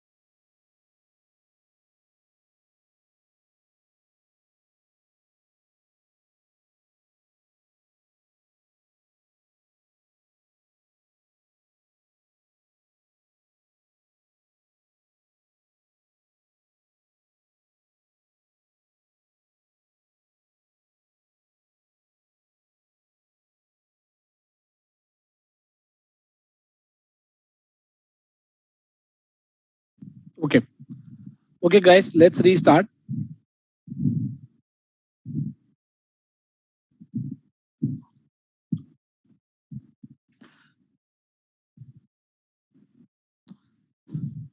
Okay, let's take a couple of questions, guys, of the study mat. Question number 2, page number 13.16. Right, question number 2, page 13.16.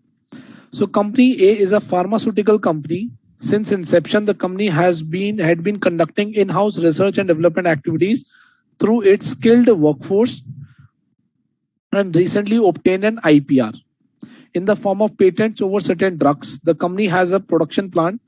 Let me open this, page number 13.16.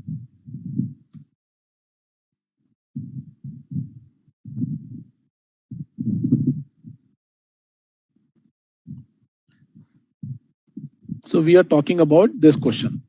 Company A is a pharmaceutical company. Since inception, the company had been conducting in-house research and development activities through its skilled workforce, recently obtained an IPR as well in the form of patent. Right? So company A Limited, right? So this company is having what? So this company is doing research and development activities, right? This company is also having skilled workforce,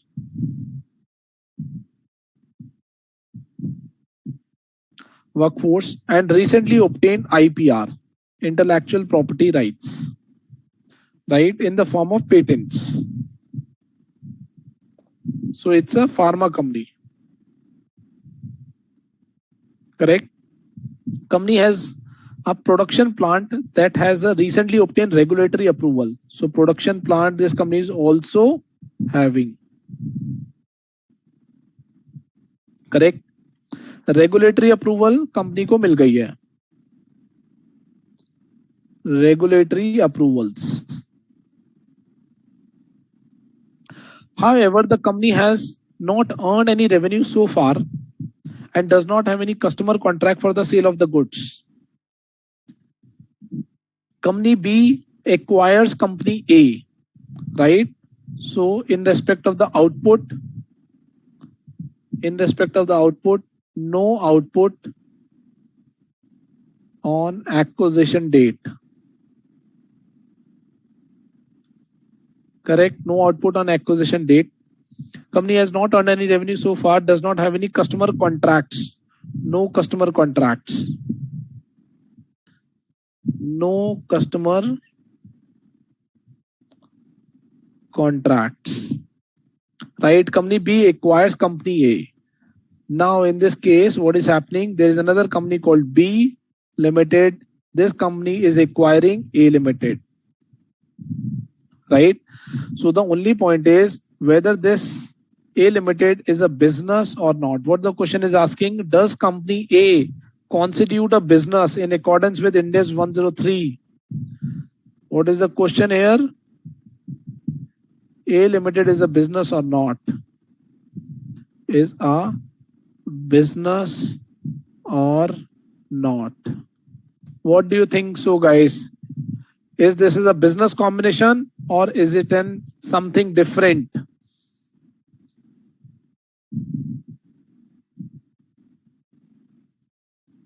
What is your view?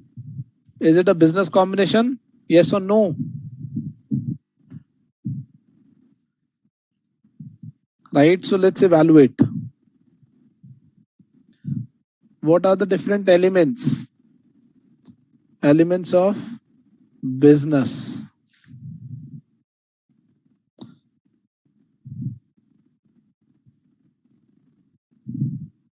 Input. What are the inputs available here? This is process is equal to output. What are the input available? The skilled workforce is an input. IPR is an input. Production plant is an input, right? So what are the inputs we are having? So we are having skilled workforce is an input. Skilled workforce is an input. Second, production plant. Production plant is an input, non-current assets. IPR is an input, right? What is the process? Now we need to evaluate management process. Now we need to evaluate management process, right? So company must be having operational process, strategic process,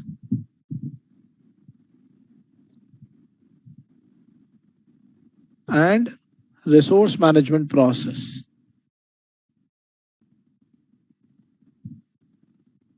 right? Currently company is not, currently no output is there, right? Now the only point is when the company is having all these parameters, when the company is having all these outputs, right? By using the skilled workforce, by using the IPR, right? He is also having a regulatory approvals. Regulatory approvals. Can the company generate the output? Can the company generate the output? Yes, company can generate the output in future. Therefore, we will say this is these inputs. These inputs. What should we say? The process when applies to these inputs, they are capable of generating outputs. Then it is a business. Then it is a business, right? So let's read how it is drafted. The definition of the business. The definition of the business requires the existence of the input and process. In this case, a skilled workforce, manufacturing plant, IPR, along with the strategic and operational process constitute the input and process in line with Ind AS 103. When the said input and process are applied as an integrated set, the company A will be capable of producing the output. The fact that company A currently does not have the revenue is not relevant, right? Basis this, company A would have been able to obtain the access to the customers that will purchase the output. Hence, in the present case, it will be a business as per Ind AS 103. Correct, guys? So what we are saying, it is a case of business here, right? But the question arises, how to draft my answer in the exam? How to draft answers in exam, right? It's not only for accounting, it's for everything, right? The answer should be in such a manner. The step number one, I believe I have explained this in the financial instrument standard, right? Step number one, background of transaction, correct? Step two,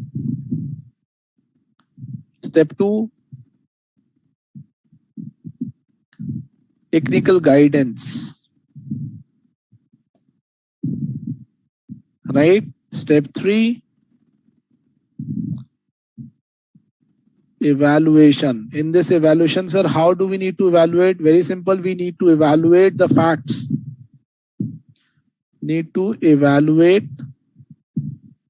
the facts with guidance, right? And step number four, conclusion.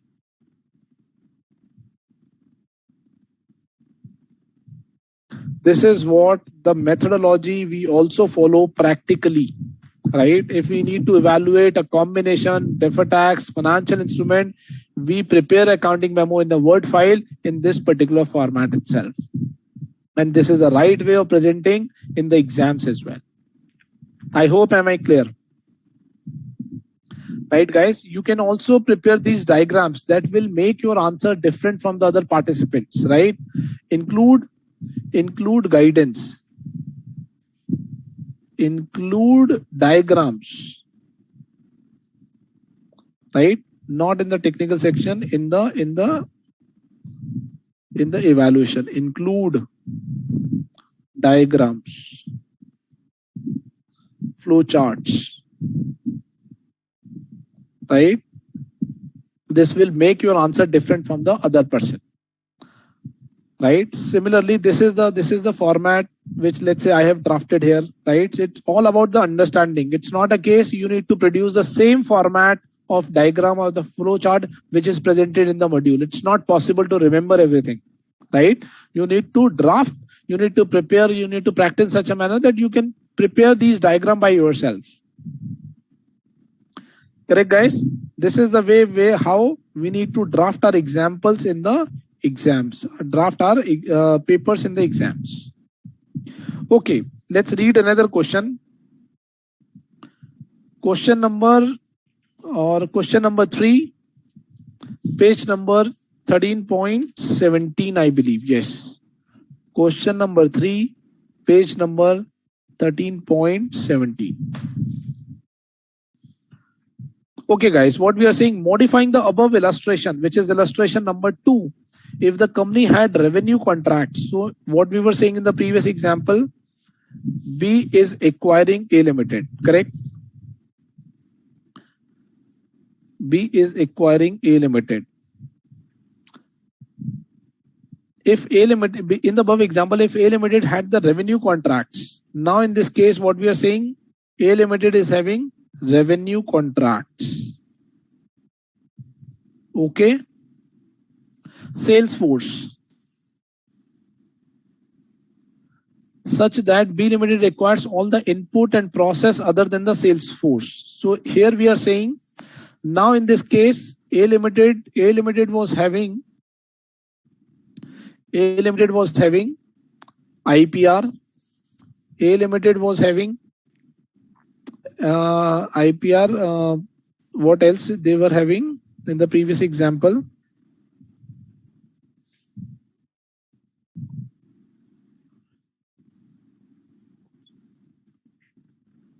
Right. So A Limited is having Salesforce. A Limited is having plant, regulatory approvals. Correct. Regulatory approvals. Now, if company A had revenue contracts and sales force such that B acquires all the inputs and process other than the sales force. So in this case, now B Limited is not acquiring sales force. B Limited is not acquiring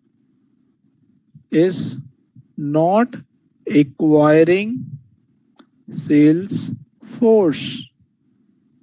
Why B Limited is not acquiring the sales force? Because it may possible that B Limited is also having its own sales force, right? So in that case, there is no need to acquire the sales force of the other business. Even in that case, it is a business, yes or no? Yes or no, guys? It may possible. Let's say I give you a practical example. Pine Lab. Right, and this is Quicksilver.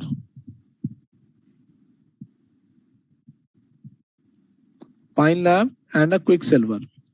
So when you guys go to the departmental store and purchase anything, and you are paying the payment through the card, through the credit card or debit card. So generally you see the machine in which the departmental store is swiping. That machine generally pertains to Pine Lab. Right?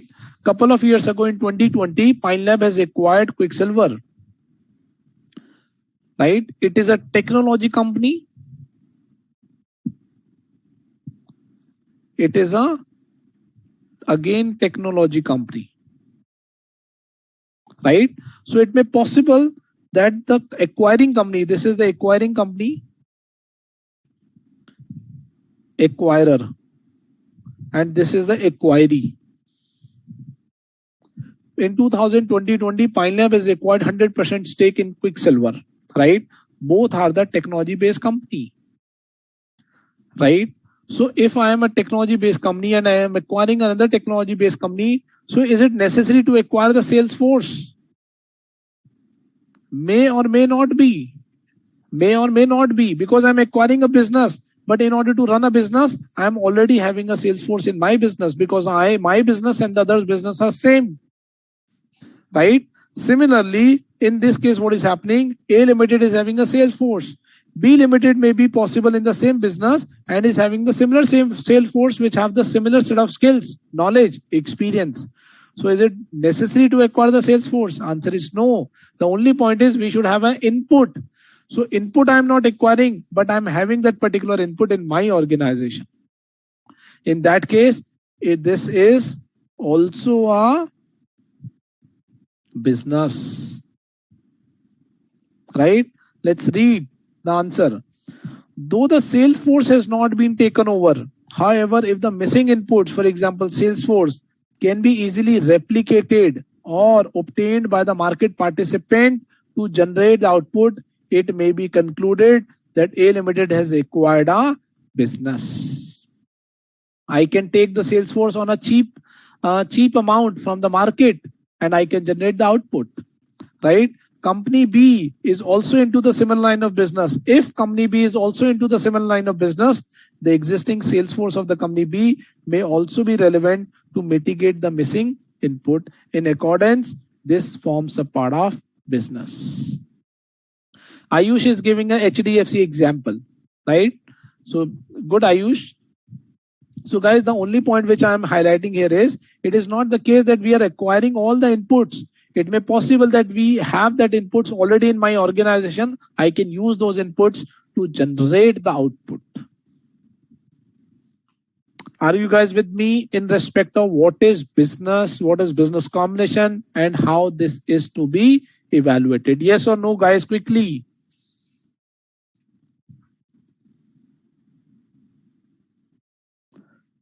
Yes or no?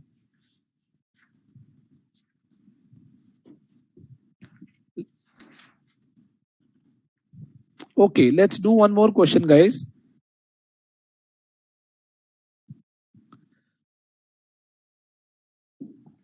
Now it's an example. Example 1, page number 13.12. It is based on concentration test.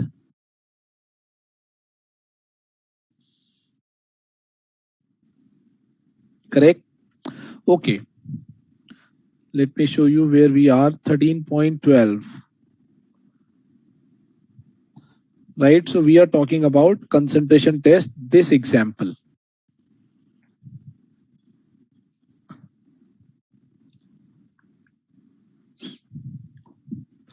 Okay, A Limited holds 20% stake in B Limited, right? That means A Limited has already invested in the past in B Limited 20%. Now subsequently, A Limited is further acquiring 50% stake in B by paying 300 crores. So let's say A Limited and this is B Limited, right? A Limited was already holding 20% stake.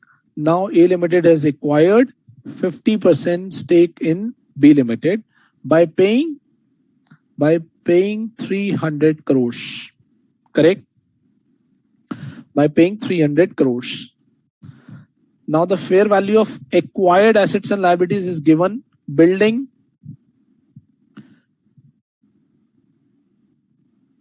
acquired assets and liabilities. So building 1000 crores, cash and cash equivalent 200 crores, right? Financial liability 800 crores, and deferred tax liability 150 crores, right? So A Limited is paying 300 crores, right? This is what? Net assets. This is 950. This is 1200. So this is 250 crores, right? So in fact, 300 crores have been paid for acquiring a net asset of 250 crores. In a nutshell, that a company has paid 50 crore rupees extra. It may be on account of goodwill, it may be on account of any other intangible, but goodwill needs to be computed only when it is a business combination, right? But if it is an asset acquisition, goodwill is not to be computed. Immediately after this example, we will understand what is asset acquisition, what is the difference between a business combination and asset acquisition, right? But as the question is saying, the company has acquired 50% additional stake. This is the original stake, and this is the additional stake which has been acquired by paying 300 crores as a purchase consideration for acquiring a net assets of rupees 250 crores. That means 50 crore rupees has been paid extra. Now further question is saying the fair value of the entity B. B की जो fair value है, that is 400 crores, correct? And the fair value of NCI is 120 crores. Correct? Fair value of the NCI is 120 crores. The fair value of the entities A previously held stake, which is 20 crores, this one. The fair value of this 20 crores is nothing but 80 crores today. Now A need to determine whether the acquisition is an asset acquisition as per the concentration test or not. Right? So what we said there are a couple of steps. Step 1, compute. Okay, one person Manikanta is asking NCI. NCI full form is non-controlling stake, right? Non-controlling stake. What is NCI?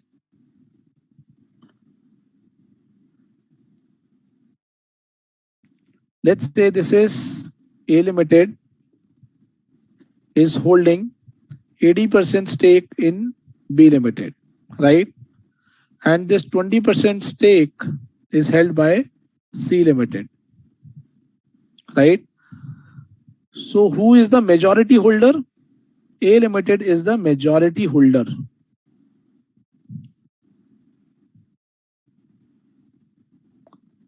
Majority holder. And who is C Limited? C Limited is the minority holder. This minority holder is called non-controlling interest. Right? Who is controlling interest? A. Who is controlling? A is controlling. Controlling interest. And this C Limited is non-controlling interest.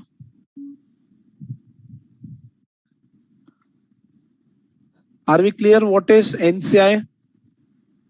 Manikanta is saying not full form. Manikanta, I have explained the concept. I have not explained the full form. It is a concept which I have explained. This is NCI. Concept of NCI. Right? In the Indians, we will use the word NCI. Under Indian GAAP, we use minority interest. Right? Under NDS, we use non-controlling interest. That means those shareholders who are not the controlling shareholders of the company.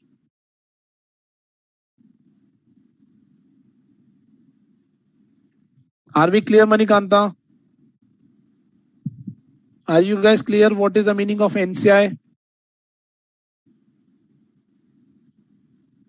Yes or no, guys? Okay. Now let's move to answer of example 1.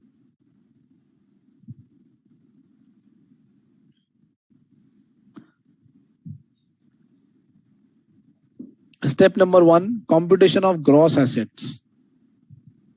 Step 1, computation of gross assets. Right? First is purchase consideration. That means kitna amount I will pay to acquire that net assets. Purchase consideration. Right? Purchase consideration is 300 crores. Then NCI fair value. NCI fair value is 120 crores plus fair valuation of previously held stake. That means previous investment. What is the fair value? 80 crores. Right? This comes out to be 500 crores. Correct? Then in the asset side, I am receiving cash. Cash received. I am actually going to transfer 500 crores basis these transaction, but I am also receiving 200 crores.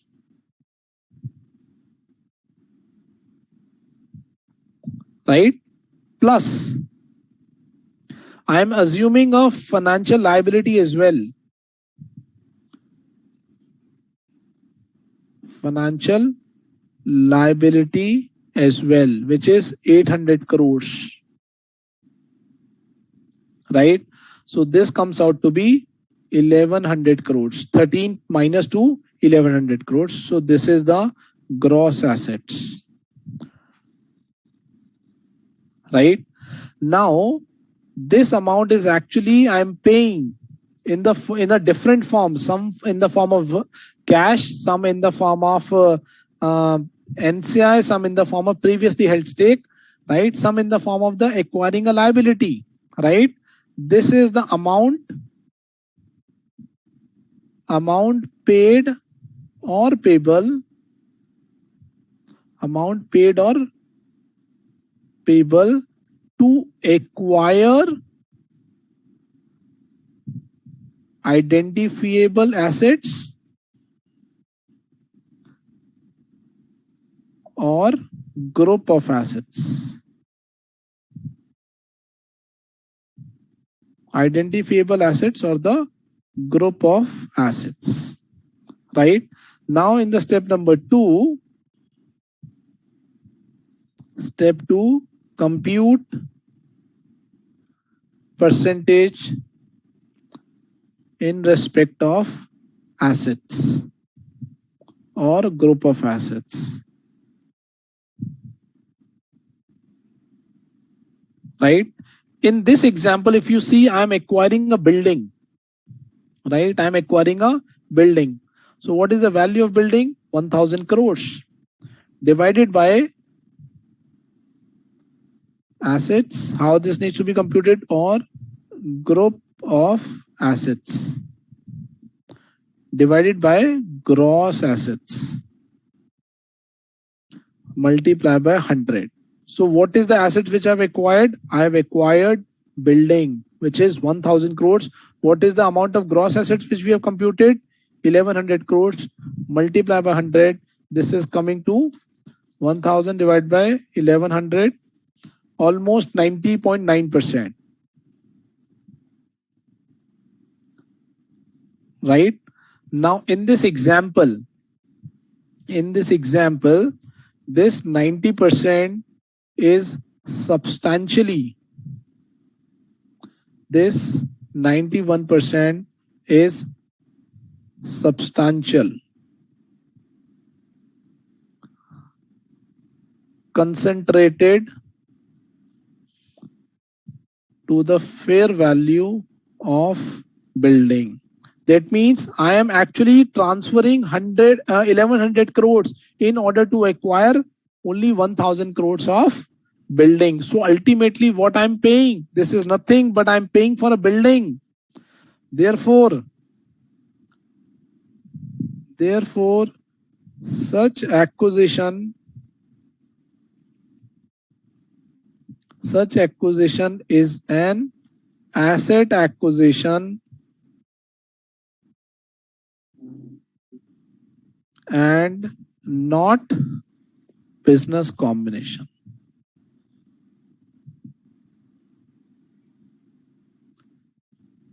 Any doubt in this example, guys? One person, Ayush, has raised a point, sir. What about DTL? DTL is only a notional entry. We will not consider deferred tax, right? We will not consider these deferred tax. It's a notional accounting entry.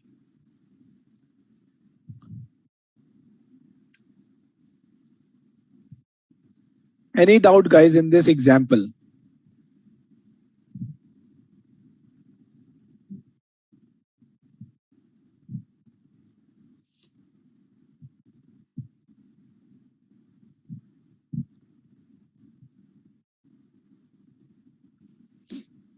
Any doubt, guys, or should we move on? Happy to have your doubts.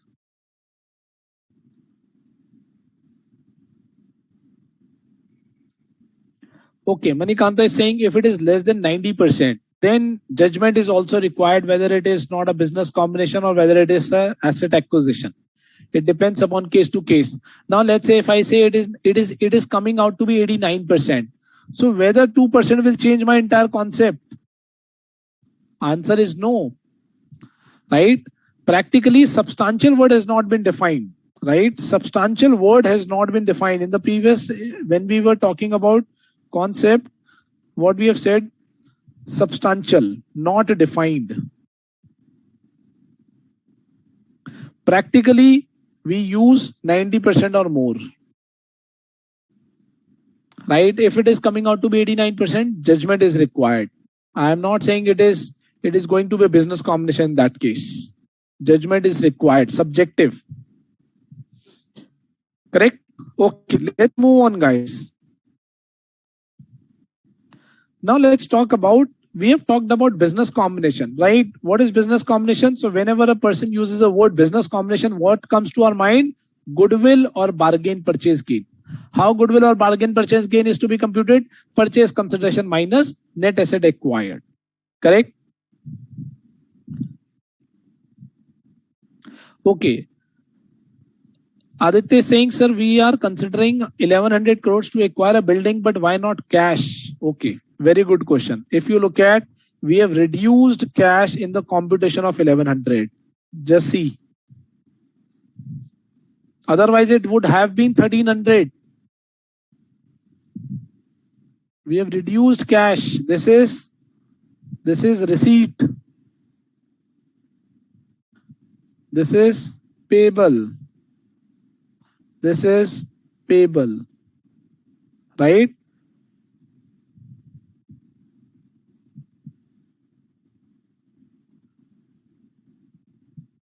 This plus this, 500 plus 800 is equal to 1300, right? Minus. So 1300, if we compare 1300, this is my gross asset, let's say, right? Building is 1000 plus cash is 200. This is 1200. Again, we have a 100 crores difference. Again, here we are saying there is a difference of 100 crores. This is one and the same thing. Nothing different. Are we clear, Aditya?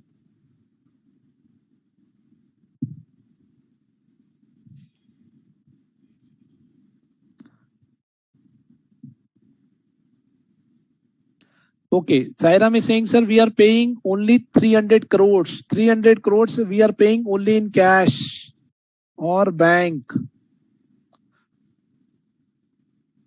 Right? But just by paying 300 crores, whether I'm acquiring 1000 crores balance building, no. What the standard is saying that we need to evaluate what we are paying for NCI, what we are paying for the previously held stake. Uski fair value bhi to change ho gayi hai.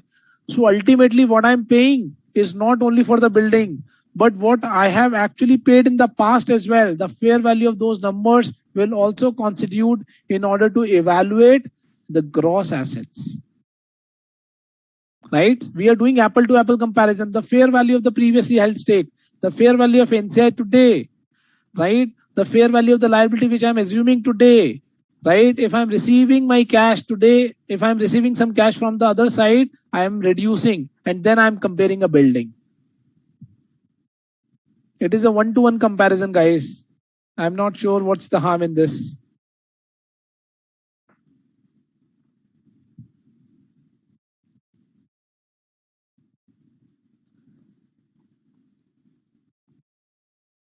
I hope this should be okay now.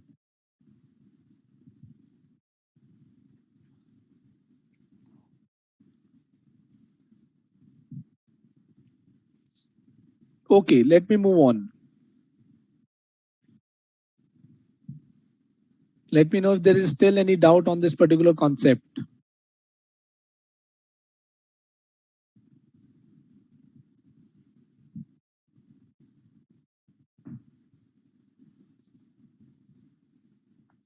Any doubt, guys?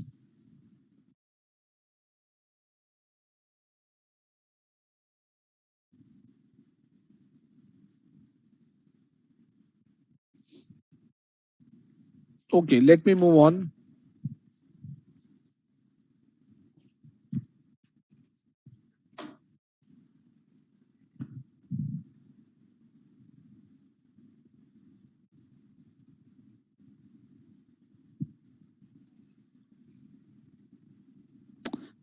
Asset acquisition.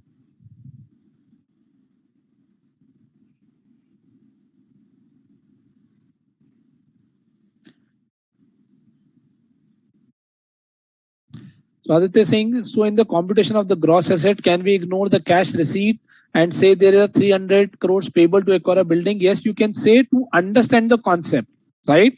But since the methodology has been defined in the standard itself, we need to go on the basis of the same, right? So you need to compute 1100 crore rupees by the reduction of 200 rupees of cash, and then we need to compare because that has been designed in such a way.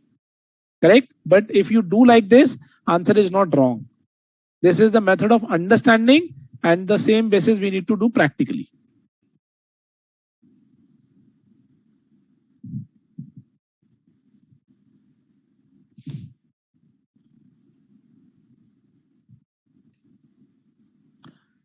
Okay, asset acquisition. What is asset acquisition? First of all, asset acquisition means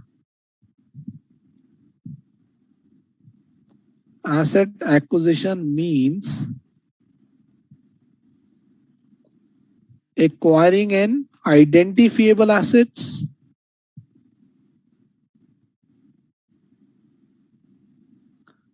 or group of assets, right? Asset acquisition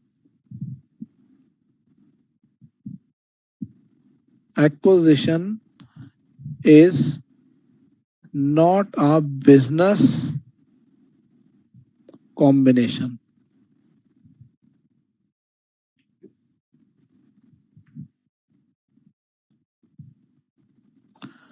No goodwill or bargain purchase gain to be recognized in case of asset acquisition,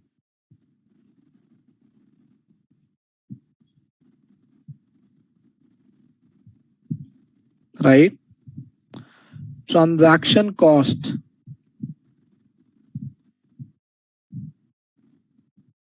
like transaction cost to be capitalized in the value of assets. What is transaction cost? Guys, can you give me an example of transaction cost? I believe we must have read in financial instrument standard. What is transaction cost?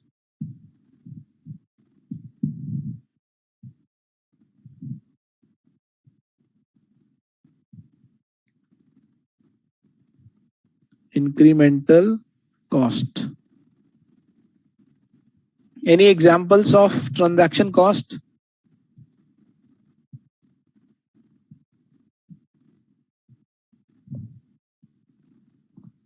Brokerage, commission, stamp duty,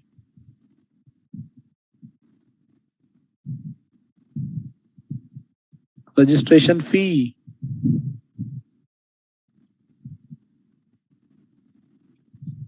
any legal cost.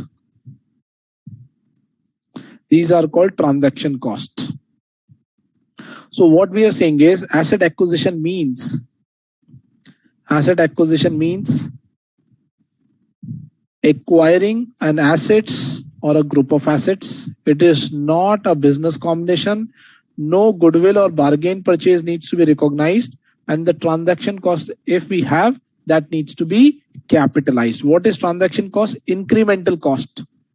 Incremental cost to enter into a transaction. Enter into a transaction.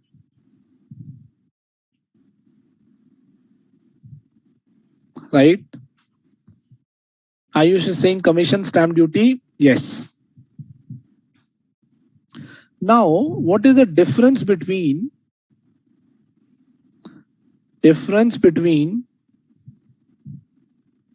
business combination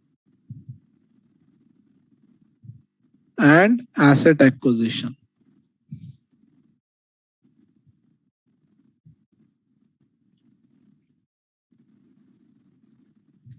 Let's say this is business combination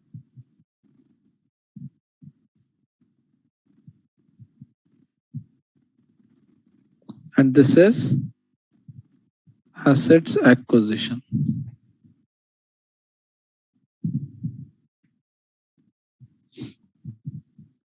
First is, for example, goodwill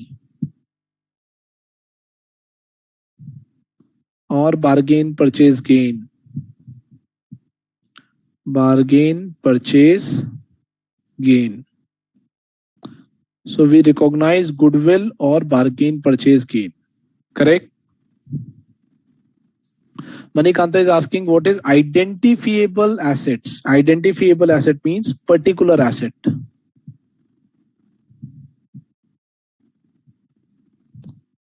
For example, I am acquiring a building, I am acquiring a land, I am acquiring a plant.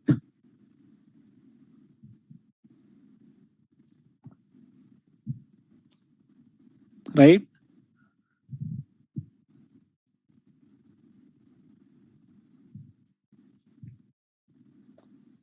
Not recognized.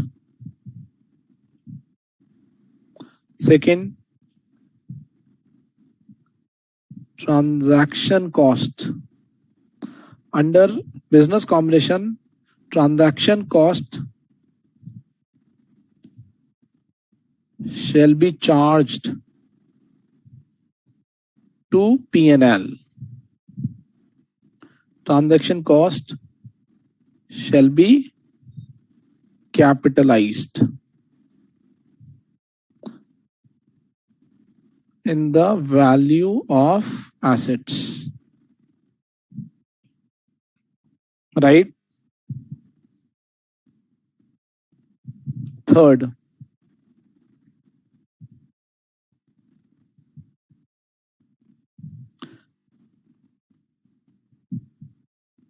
contingent consideration.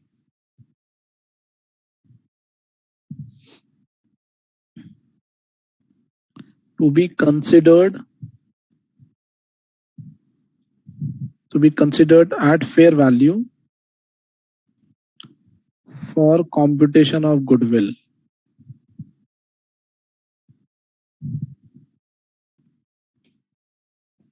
right? And in this case, not to be considered. Can you guys tell me what is contingent consideration? What is contingent consideration?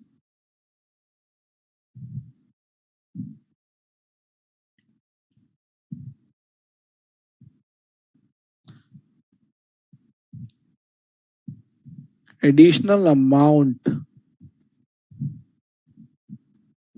payable on achievement of some conditions in future. Additional amount payable on achievement of some conditions in future. For example,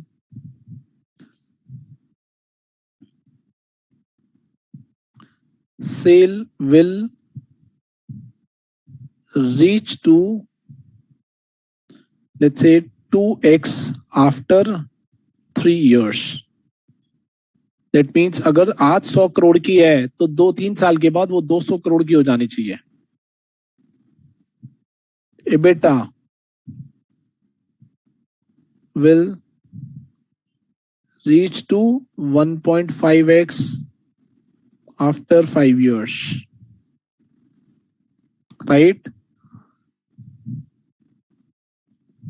Acquiree will be able to obtain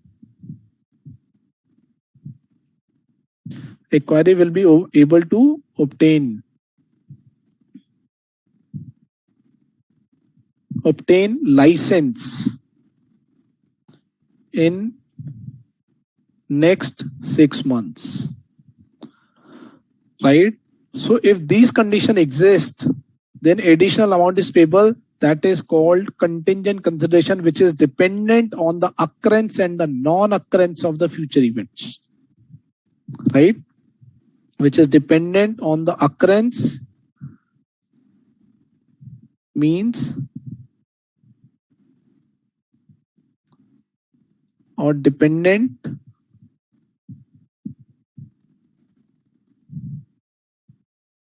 on the occurrence or non-occurrence of future events, right guys? So Manikanda is also saying one of court case also include possible. So we are talking about contingent liability, right? Contingent liability that will also be a part of contingent consideration. If the lawsuit, if the other party acquiree will win this case, then the company will pay additional amount. That is also a contingent consideration, right? So we have talked about 3 things, guys, here. Goodwill bargain purchase. In case of business combination, we recognize goodwill, but in case of asset acquisition, we don't recognize goodwill. Transaction cost charged to P&L. Transaction cost will be capitalized. Contingent consideration. So we will consider contingent consideration for the purpose of goodwill, not to be considered. What else? This is business combination. This is asset acquisition. Measurement principles. Measurement of assets and liabilities or initial recognition,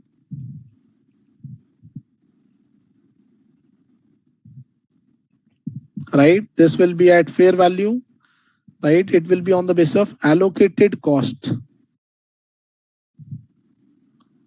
on the basis of fair value, right? Allocated cost on the basis of fair value.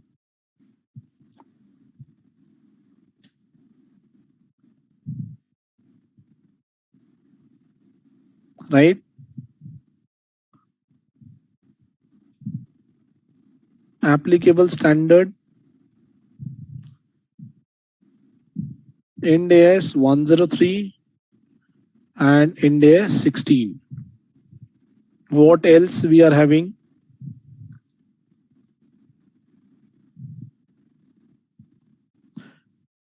We have talked about goodwill and intangibles. Okay. Hidden intangibles.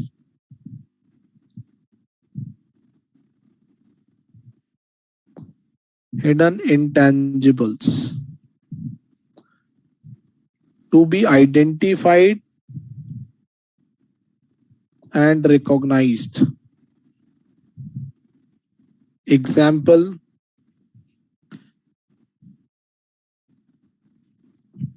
internally generated brands, customer list, correct? Not to be recognized.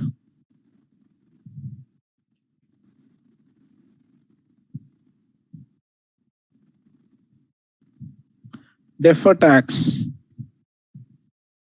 to be recognized.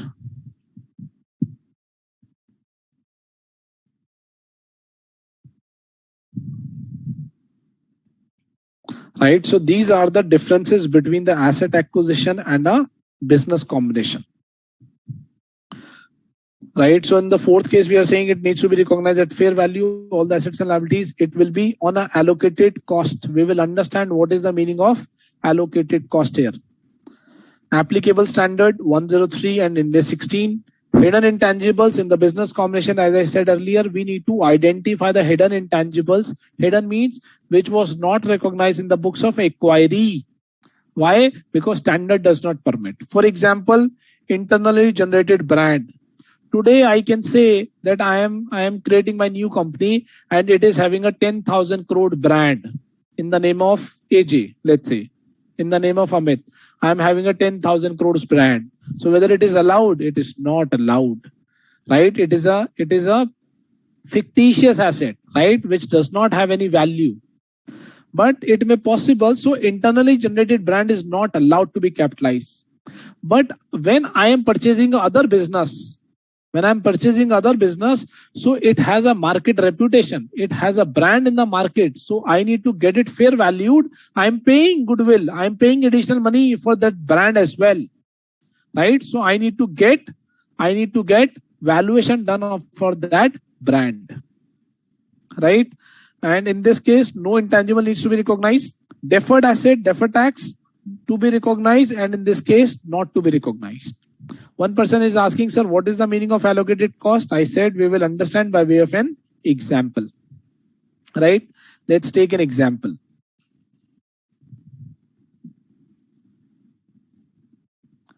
A Limited acquires B Limited. A Limited acquires B Limited, right? B Limited is having, let's say, land 1, land 2, right? A Limited has acquired B Limited. Purchase consideration is 10 crores. Transaction cost 2 crores, right? And the fair value of this land is, let's say, 4 crores and 4 crores. Correct? Now, if scenario one, if the transaction is a business combination,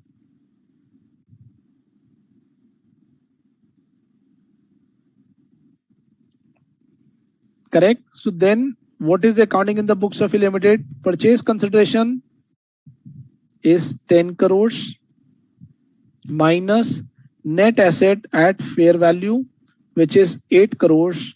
My goodwill is 2 crores, right?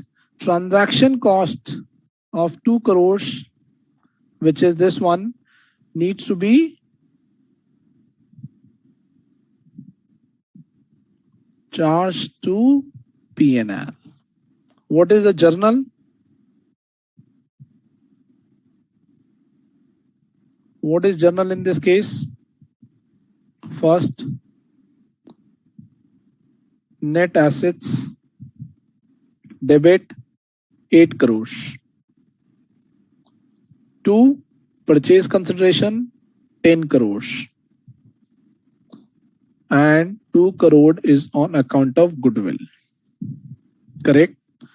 This purchase consideration needs to be discharged later on to cash, to equity, or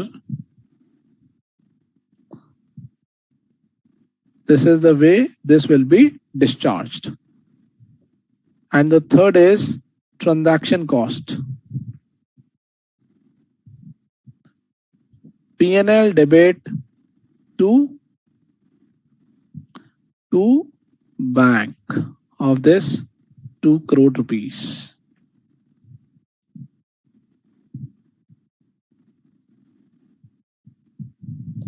Discharge of purchase consideration.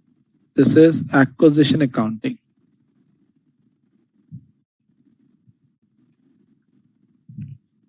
Are we clear, guys, with the business combination accounting?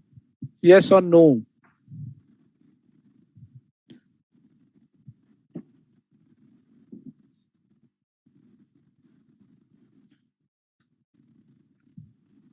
Yes or no, guys?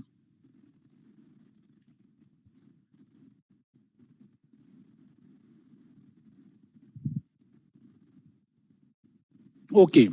Now, if it would have been a scenario 2,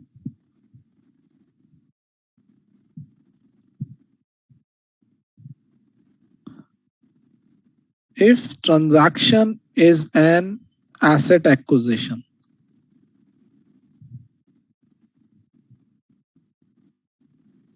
right? So what is the total amount paid? Total amount paid. One is purchase consideration 10 crores plus transaction cost in the form of brokerage. This is 12 crores. Right? Now allocation of total consideration in the value of assets.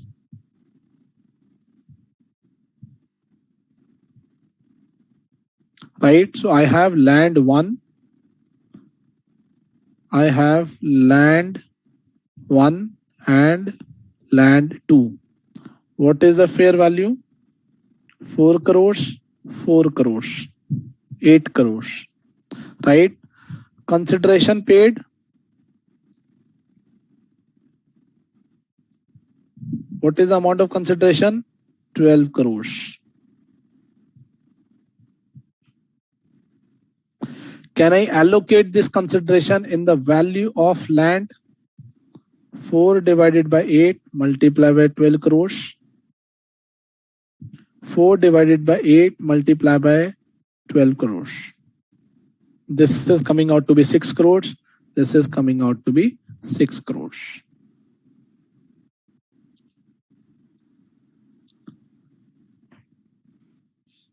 Right, guys? So this is called allocated cost. Allocated cost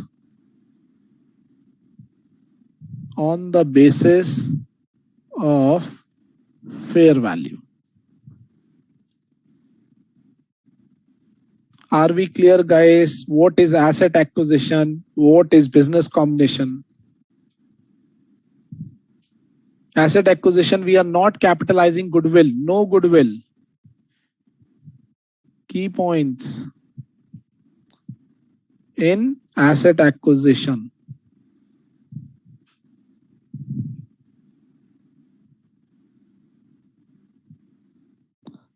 No goodwill or bargain purchase gain.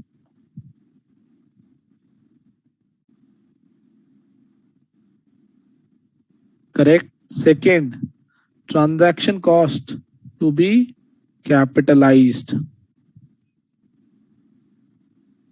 Third, no deferred tax. Fourth, consideration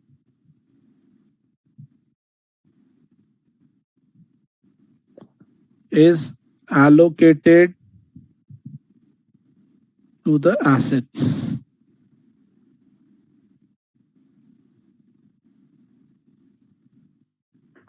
Right? This is what the asset acquisition is, and this is what the business combination is.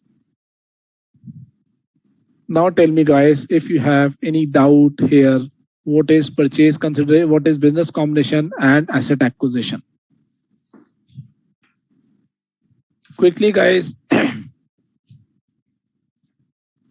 let me know if there is any doubt.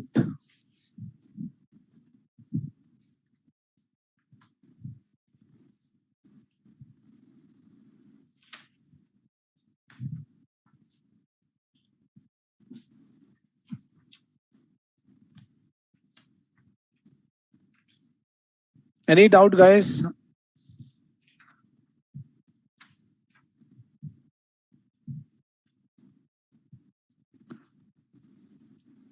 Then what is the homework for the next class guys?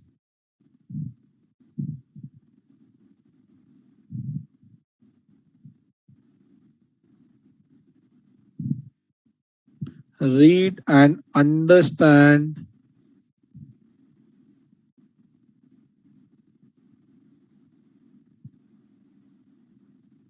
today's concept.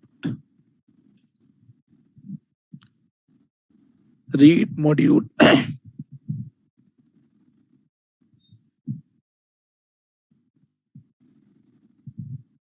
Right. Example number 1.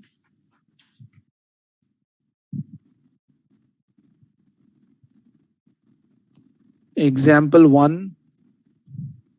Example 2, 3, 4, 5, 6, and 7. Right. And illustration number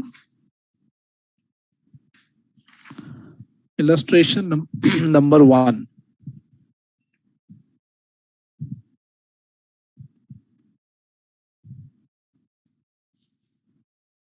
So Manikanta is asking, sir, are you going to complete the entire business combination chapter? Yes, my dear friend. Business combination, yes, in entirety. Right, guys? So what we have understood, let me go back from where we have started. We have discussed lots of things. What we have discussed actually, we have discussed what is business, we have discussed what is business combination, we have discussed what is asset acquisition, and we have also discussed what is the difference between the business combination and asset acquisition. Correct? And in the next class, we will start with accounting of business combination. Right? Methods of business combination and detailed accounting of business combination. Today's class, I have only told you the basis, the basic accounting principles of the business combination, but in the next class, we will discuss in detail. In the business combination accounting, we need to discuss the entire concept of business combination. Right? Okay, so Manikanta is saying, sir, I'm writing notes with you. I'm slow. So don't worry, Manikanta. You will get, I will share this entire file, with ICI, and you will get the entire sheet on their web link. Right? So don't worry. If anything is missing, you will get as it is without any changes, what we have discussed in the class. Right? Let me go to the last page for your reference.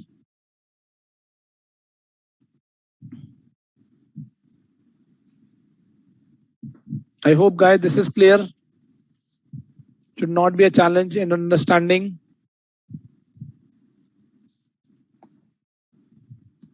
Okay, Manikanta is saying also take the consolidation as it is not in the index of the classes. You will get to know from the updated index, guys. It's not in my hand to take all the classes. Right? Okay. So we will meet in the next class, guys. And this sheet I will share with the ICIT. Correct? Thank you so much, guys, for your patience today. And I hope that you have understood the basic concept of business combination today. Right? This is not only important from exam, but also from practical aspect perspective. When you guys become a chartered accountant, go in the market, and the company is going to do a business combination. So you should know how to account for that combination in the books of accounts of the company. Correct, guys? Thank you so much for your patience today. Thank you, guys. Thank you, Nisarg, for your support.